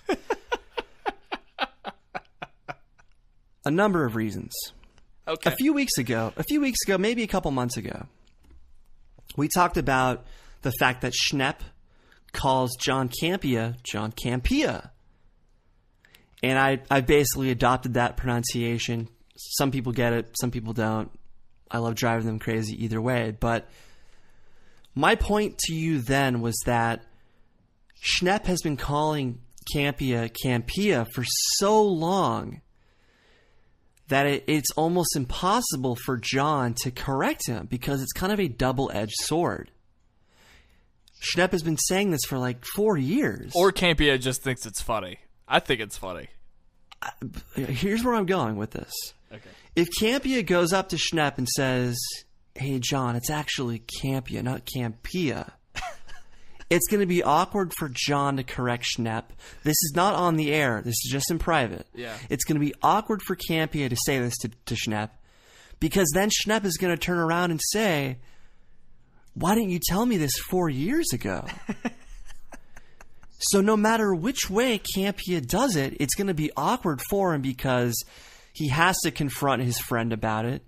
And then it's going to be awkward because Schnepp's going to be like, "Why didn't you have the courage to tell me 4 years ago so it didn't spiral out of control?"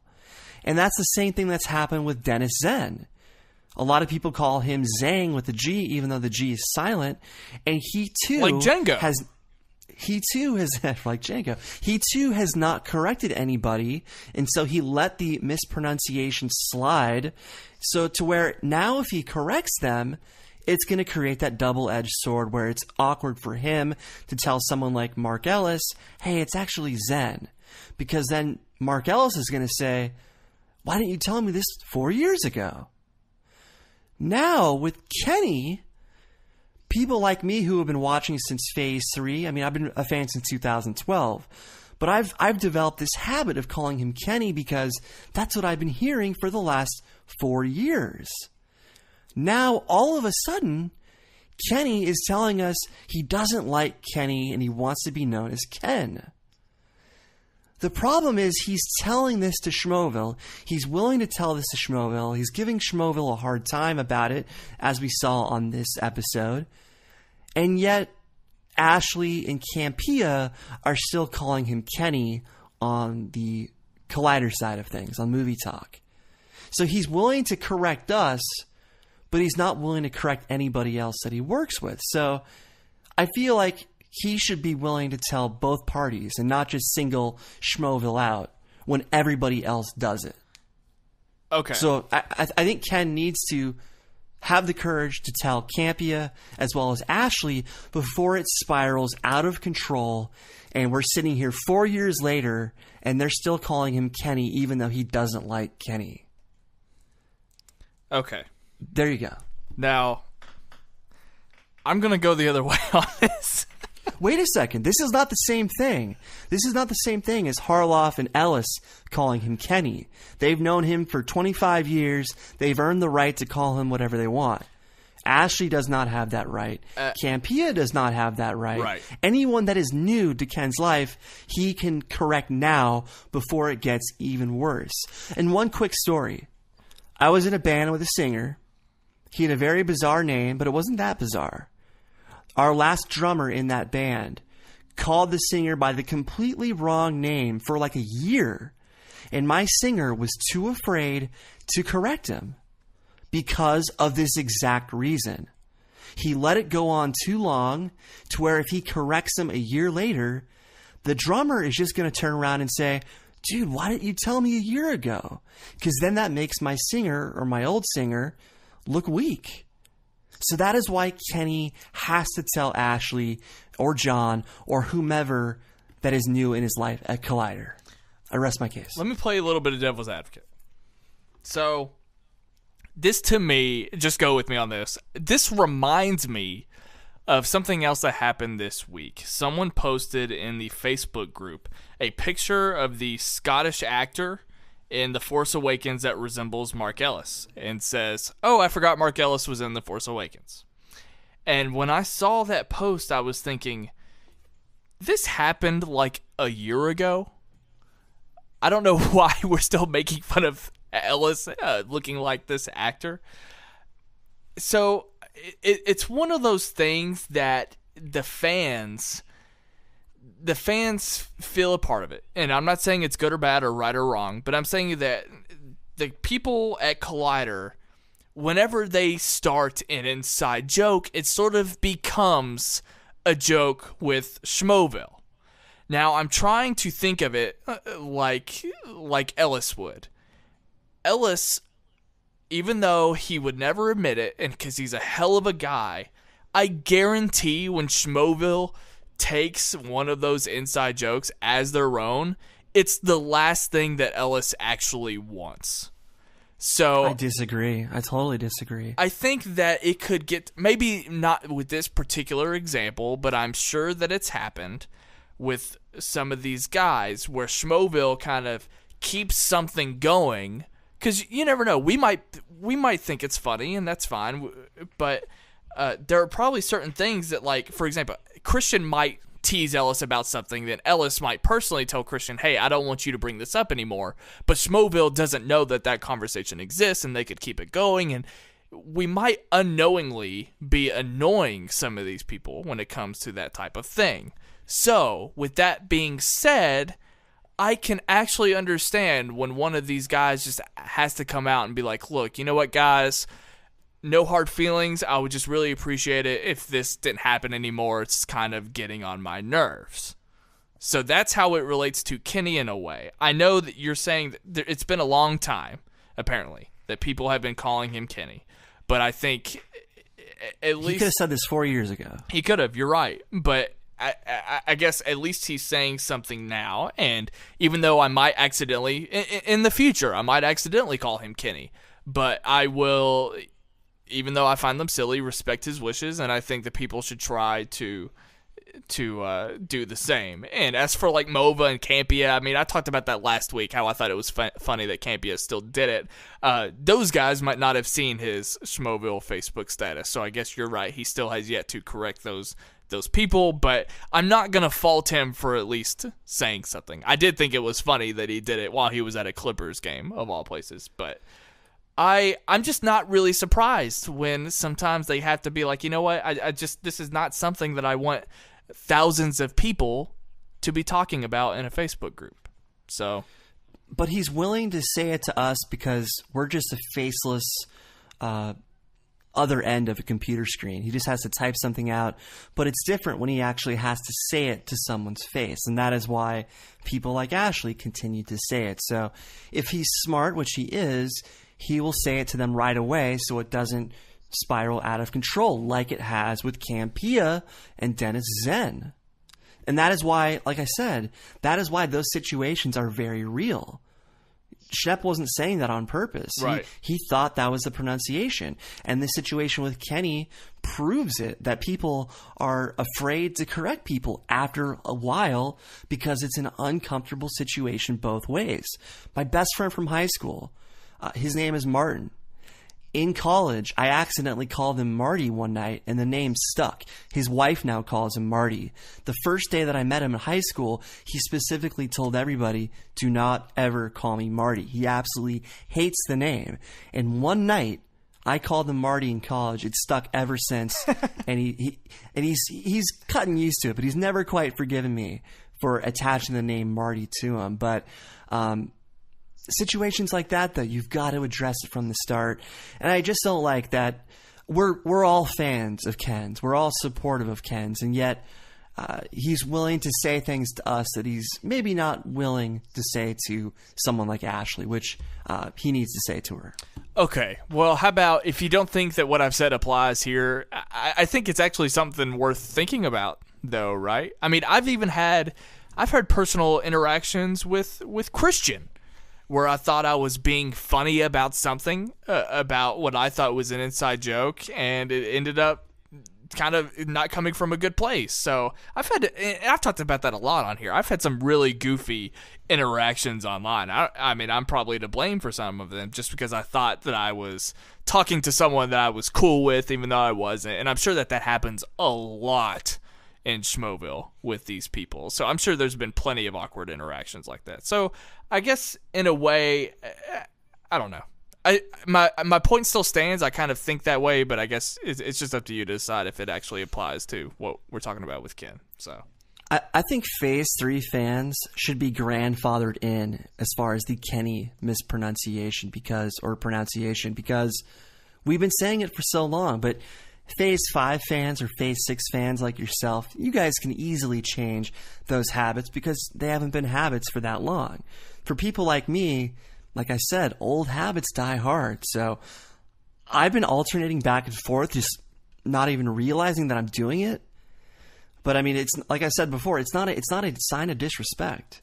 It's not something that I'm knowingly doing despite the guy, but he needs to say something if it's that big of an issue to him, to not just us, but everybody else. But on a different point, at least he doesn't like animation. So that is something that Ken and I both agree on. I wrote this in my notes too. Why is that so hard to grasp for people? Like, I kind of thought it was an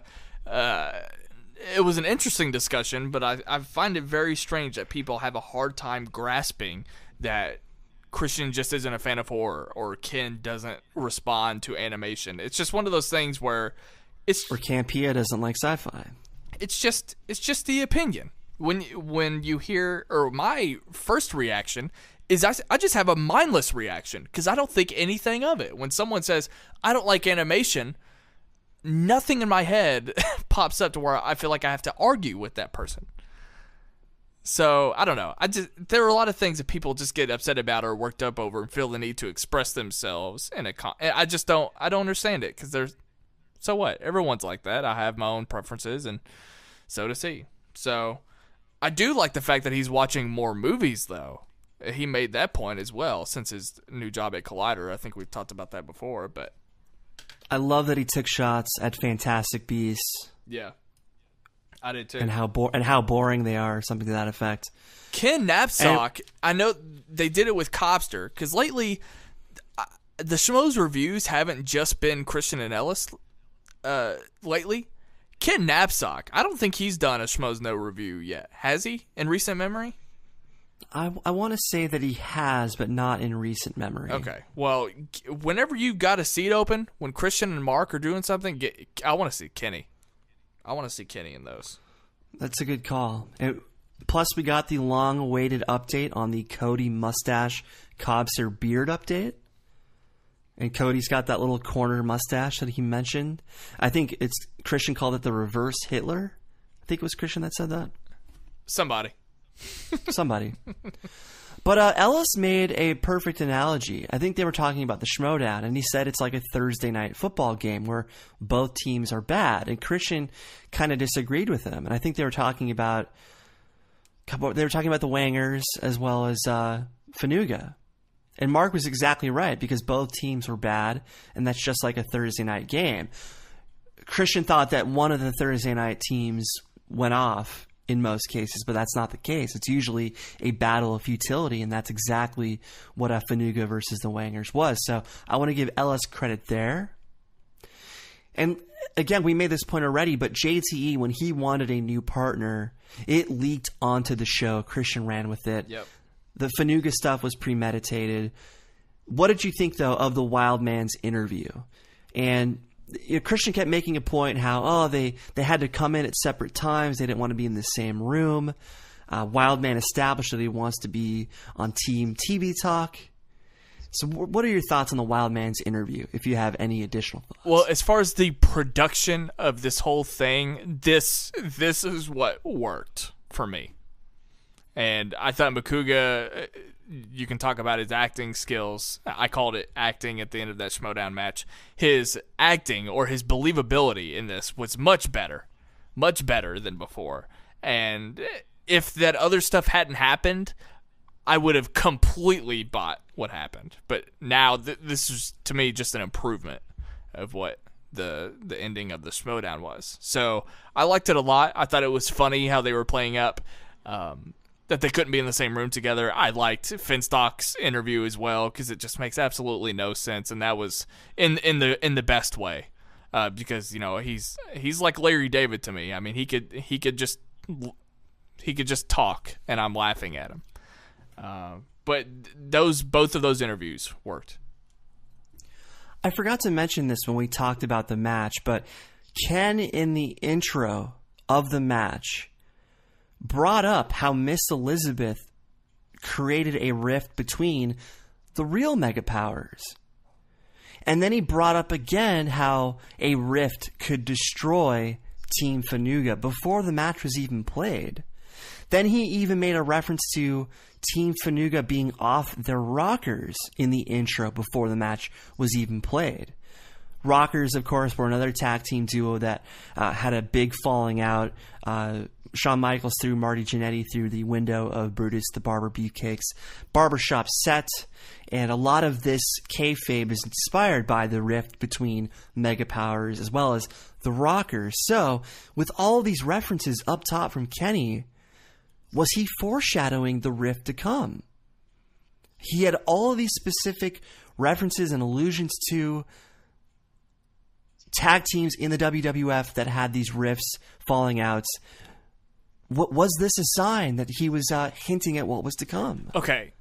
Does the WWE own what once was the WCW? Was there ever a buyout?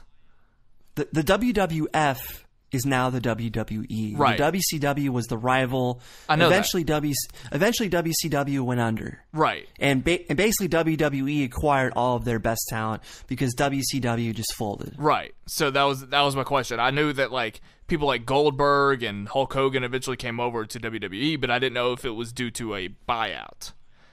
Hogan was originally on WWF, but then he had, I think, a steroid issue, and he had to go over to WCW for a bit before everybody came back over because WCW folded. The reason why I'm asking that is because Kristian mentioned, and I can't remember if it was on this pre-tape show or not, but he mentioned how he borrowed someone's WWE like all access subscription service.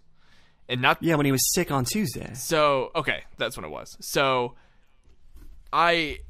if he had been watching wrestling again, like marathoning and binging these old matches, the past few weeks, Kristian could have just got it. Very nice from that. Very nice point. Yeah. And that brings up the point, though, with Ken in the fold, with Ken writing. I want to see Ken apply his wrestling background to where we don't have a situation with Macuga where he doesn't sell the bit. I want Ken to be able to write something to where Macuga is going to sell the bit just on the words alone. I mean, that is why you have Ken there to help enhance the Schmoedown partially with his wrestling experience. He's managed a wrestling league. He owned a wrestling league for a long time. So he's got knowledge of how these things go down, how to create a proper narrative, a storyline, how to create kayfabe. So I want to see Ken create the best situations possible to where Macuga could never fail a situation like this again. But go back and watch the intro of that match. And Kristian asked Ken who he thought was going to win. And Ken went off on this random riff about how a rift could destroy Finuga, Team Finuga. It was a very odd kind of tangent that he went on, and Kristian had to say, but the question was, who do you think is going to win? Like, Kristian had to refocus him because he had the potential rift on his mind so much. Right. So I kind of think that Ken foreshadowed what was to come, whether he was knowingly doing it or not. Was this spoke or discussed on the Schmoedown rundown by chance? No, it wasn't. So not the Ken specific angle. So this is an after show exclusive. I just wanted to make sure. This is an after show exclusive from me rewatching everything over and over again, including the SK podcast post interview, all of the Macuga Finstock appearances the last few weeks, including the original Schmo test. Interesting. I didn't realize. I mean, I have all this Schmoedown stuff in my notes because it was such a huge part of the live show. But we've pretty much discussed everything, I think, in that realm now, though. The rest of the show, they did Schmoes Choice, and then it was pretty much just the Clippers game, which I'm ready to talk about. Yeah, let me just wrap up my notes real quick, though. I mean, Finstock kept saying the guessing game was too much with Macuga. And that's kind of a point that I made earlier. He answers every question like it's a guess. Right. So I like that he referenced that in a way. I like that he wore the t-shirt, Operation Dumbo Drop. So he says it was decided in the moment on the rundown, but this was planned out over several videos, as I keep saying. He said that on the rundown? Yeah, I might have to re-listen to it again. I kind of did listen to it twice, though, but he did say that he made the decision in the moment. But you know how Finstock is. He'll say something 1 minute and then completely contradict himself the next. I was going to say, I don't buy that for a second, especially with that shirt. Real quick, Schmoes Choice. Rise of the Planet of the Apes versus The Force Awakens. I'm not keeping this in the episode. No explanation, just answer. What was the question? Rise of the Planet of the Apes versus The Force Awakens. Planet of the Apes. Hateful Eight versus Django. Django. Reservoir Dogs versus True Romance. True Romance. Terminator versus First Blood. Terminator. Last Boy Scout versus Tango and Cash, which you haven't seen. Correct. I'm going to go Force Awakens, Django, True Romance, First Blood, Last Boy Scout. Mark and Kristian are gone next week. Ken is going to host. We got to get on his good side because he's hosting next week. we don't want him to come down hard on us, which he very well could. Well, the next week could be dangerous because we might find ourselves actually criticizing Ken for once, which I don't believe, but it's possible. And we can't skip over, before we get the Clipper game, we cannot skip over that he called out Andy Signora. Oh, that's right. Yeah, I forgot about that. Leftover from the Schmoedown panel. So that's still happening, I guess. So kind of Signor came out in the middle of the panel, called Ken out way back when at LA Comic Con. But Ken says that his recent research and the movies that he's been watching, he feels relatively confident, and he wants to take on Signor. So we definitely look forward to that. Oh, I agree. It's going to be great. The more kin, the better. That's how I feel. Well, let's get to the SeatGeek commercial, if you don't mind. I know you've been dying to get to it already, but they went to a Clipper game, and this video was basically sponsored by SeatGeek. Great promotion for SeatGeek, and it was entertainment for us at the same time. They started off at the Collider Video Studio, kind of going around, making the rounds. We saw that part with Ashley wanting to get noticed there. Ken was doing his Brooklyn Dodgers voice. The girls talked about their favorite players. Natasha's was Kevin Love, which was very strange, considering that the guy had reconstructive facial surgery, but that's a story for another time. And Natasha, we saw some personality, though, the way to the game. Absolutely. So what do you think about that?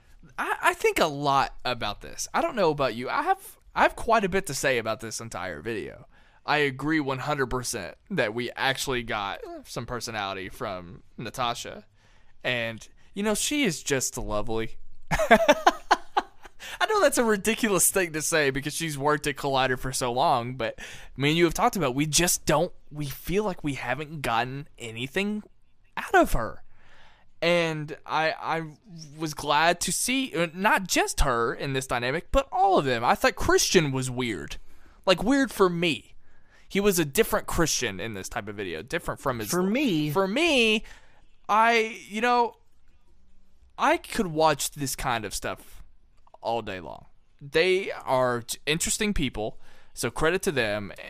And this was sort of like a vlog mixed with what you were talking about, the sponsorship with SeatGeek.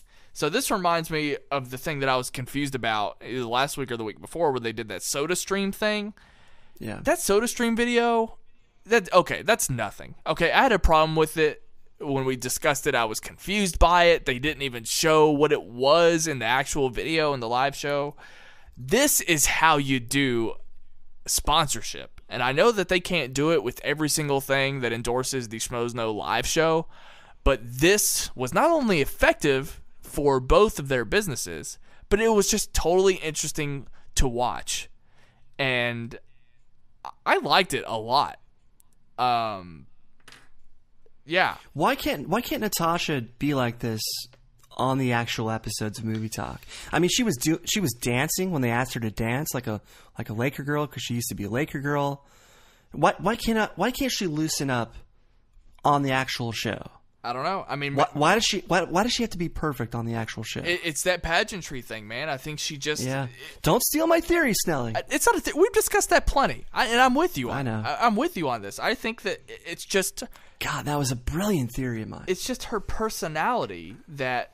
Like the way Ellis has spoken about how he turns himself on, not in a sexual way. Well, maybe a sexual way. Whoa, calm down. When he turns himself on to be on camera, and he kind of plays up this I don't want to say character. That's not really the word, but he plays himself up in a certain professional way. And I think the way Natasha is on Movie Talk is her version of that. And I think that's who she is and how she knows to be in front of people. So. That's just her. That's just her. But I would really like to see her open up. You're absolutely right, and we definitely did get that from this video. We cannot forget about the key moment in the van on the way to the game. I think it was a van. I don't know, but oh no, people heard this in the intro, so don't say oh no. Kristian corrected the girls on how to say Gal Gadot. Yeah, and Sinead famously said, "Oh, I'm 99.9% sure that it's Gadot," and Kristian said, "I'm 100% blah blah blah that you're wrong." Actually, I'm glad that you brought this up. Not because I want to hear you talk about Gadot again, but this goes to another point.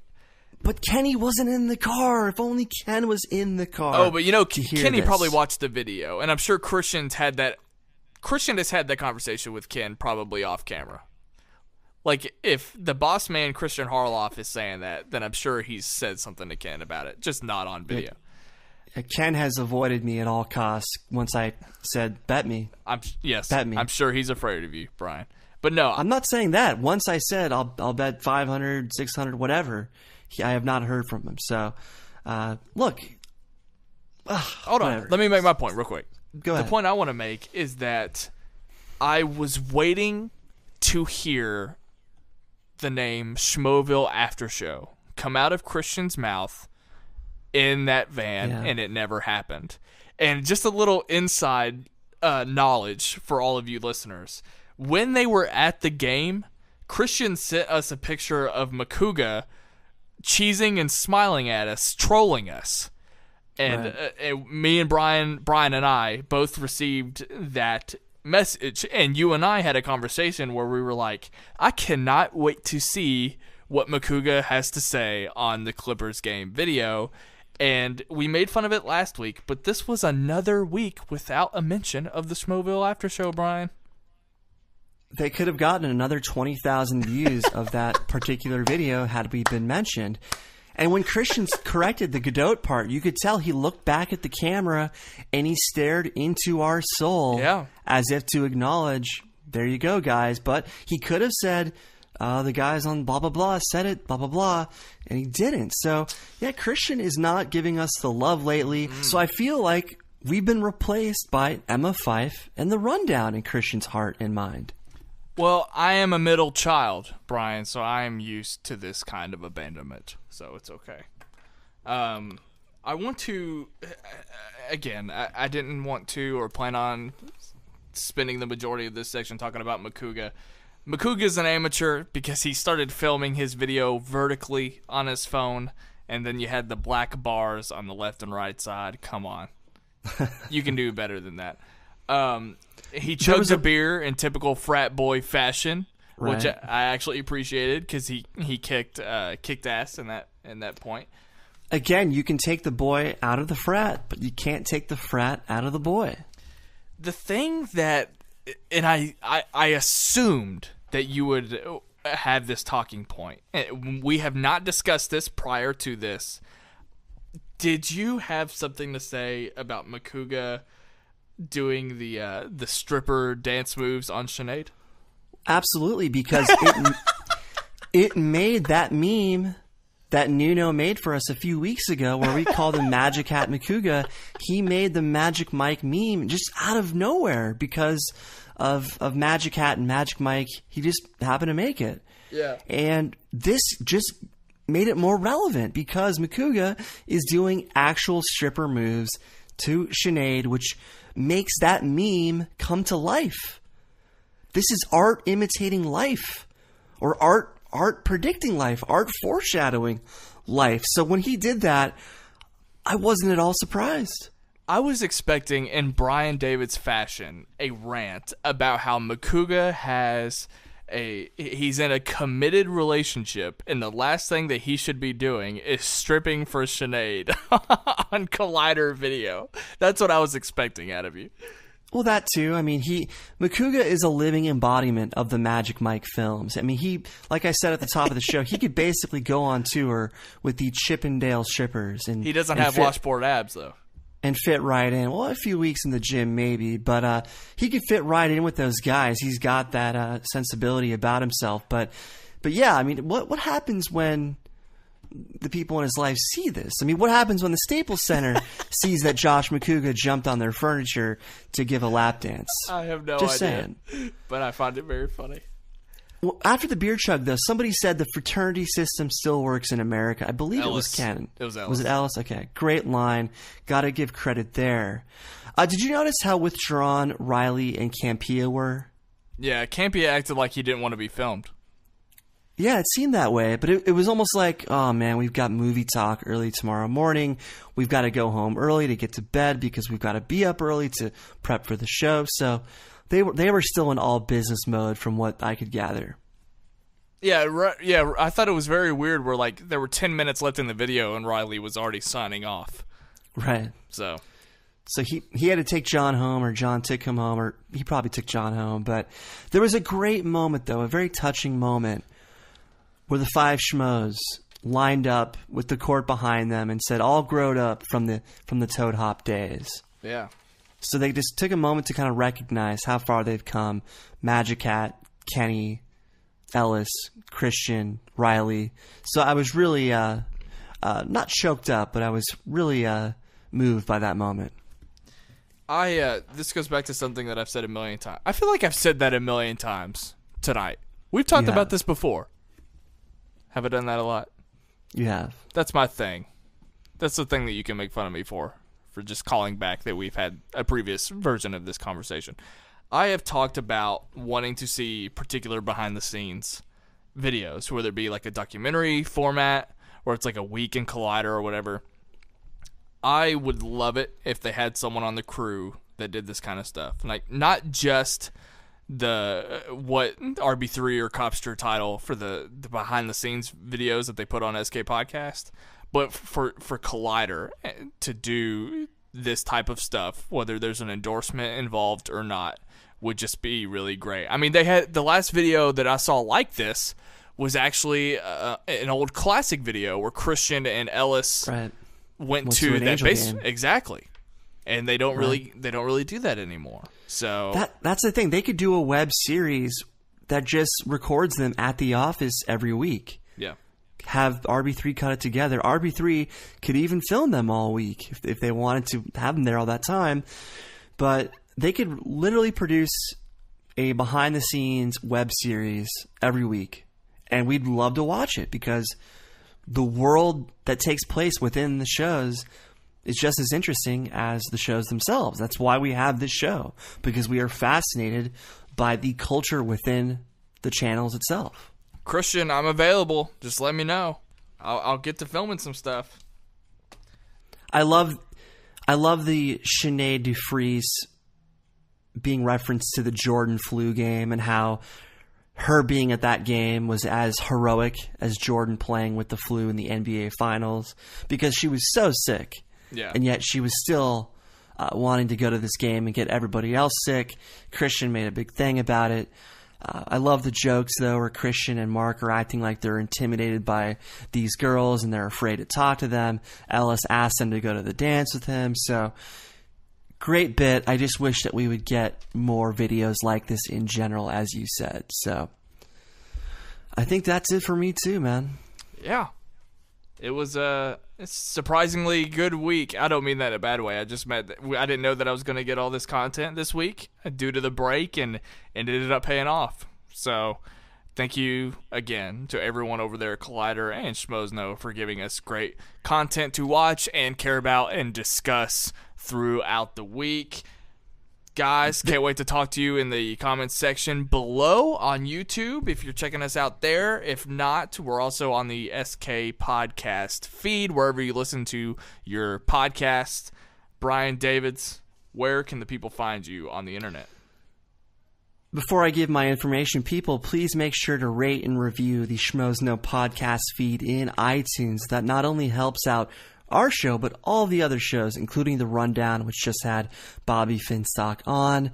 You guys can catch me on Twitter at BDF331. Check out my TV film podcast at Film Schlubs, wherever podcasts are found, or at filmschlubspodcast.com. I talk TV, movies, and interview some really great people in the industry. So that is it. Awesome. You can find me on Twitter at WhatUpSnell.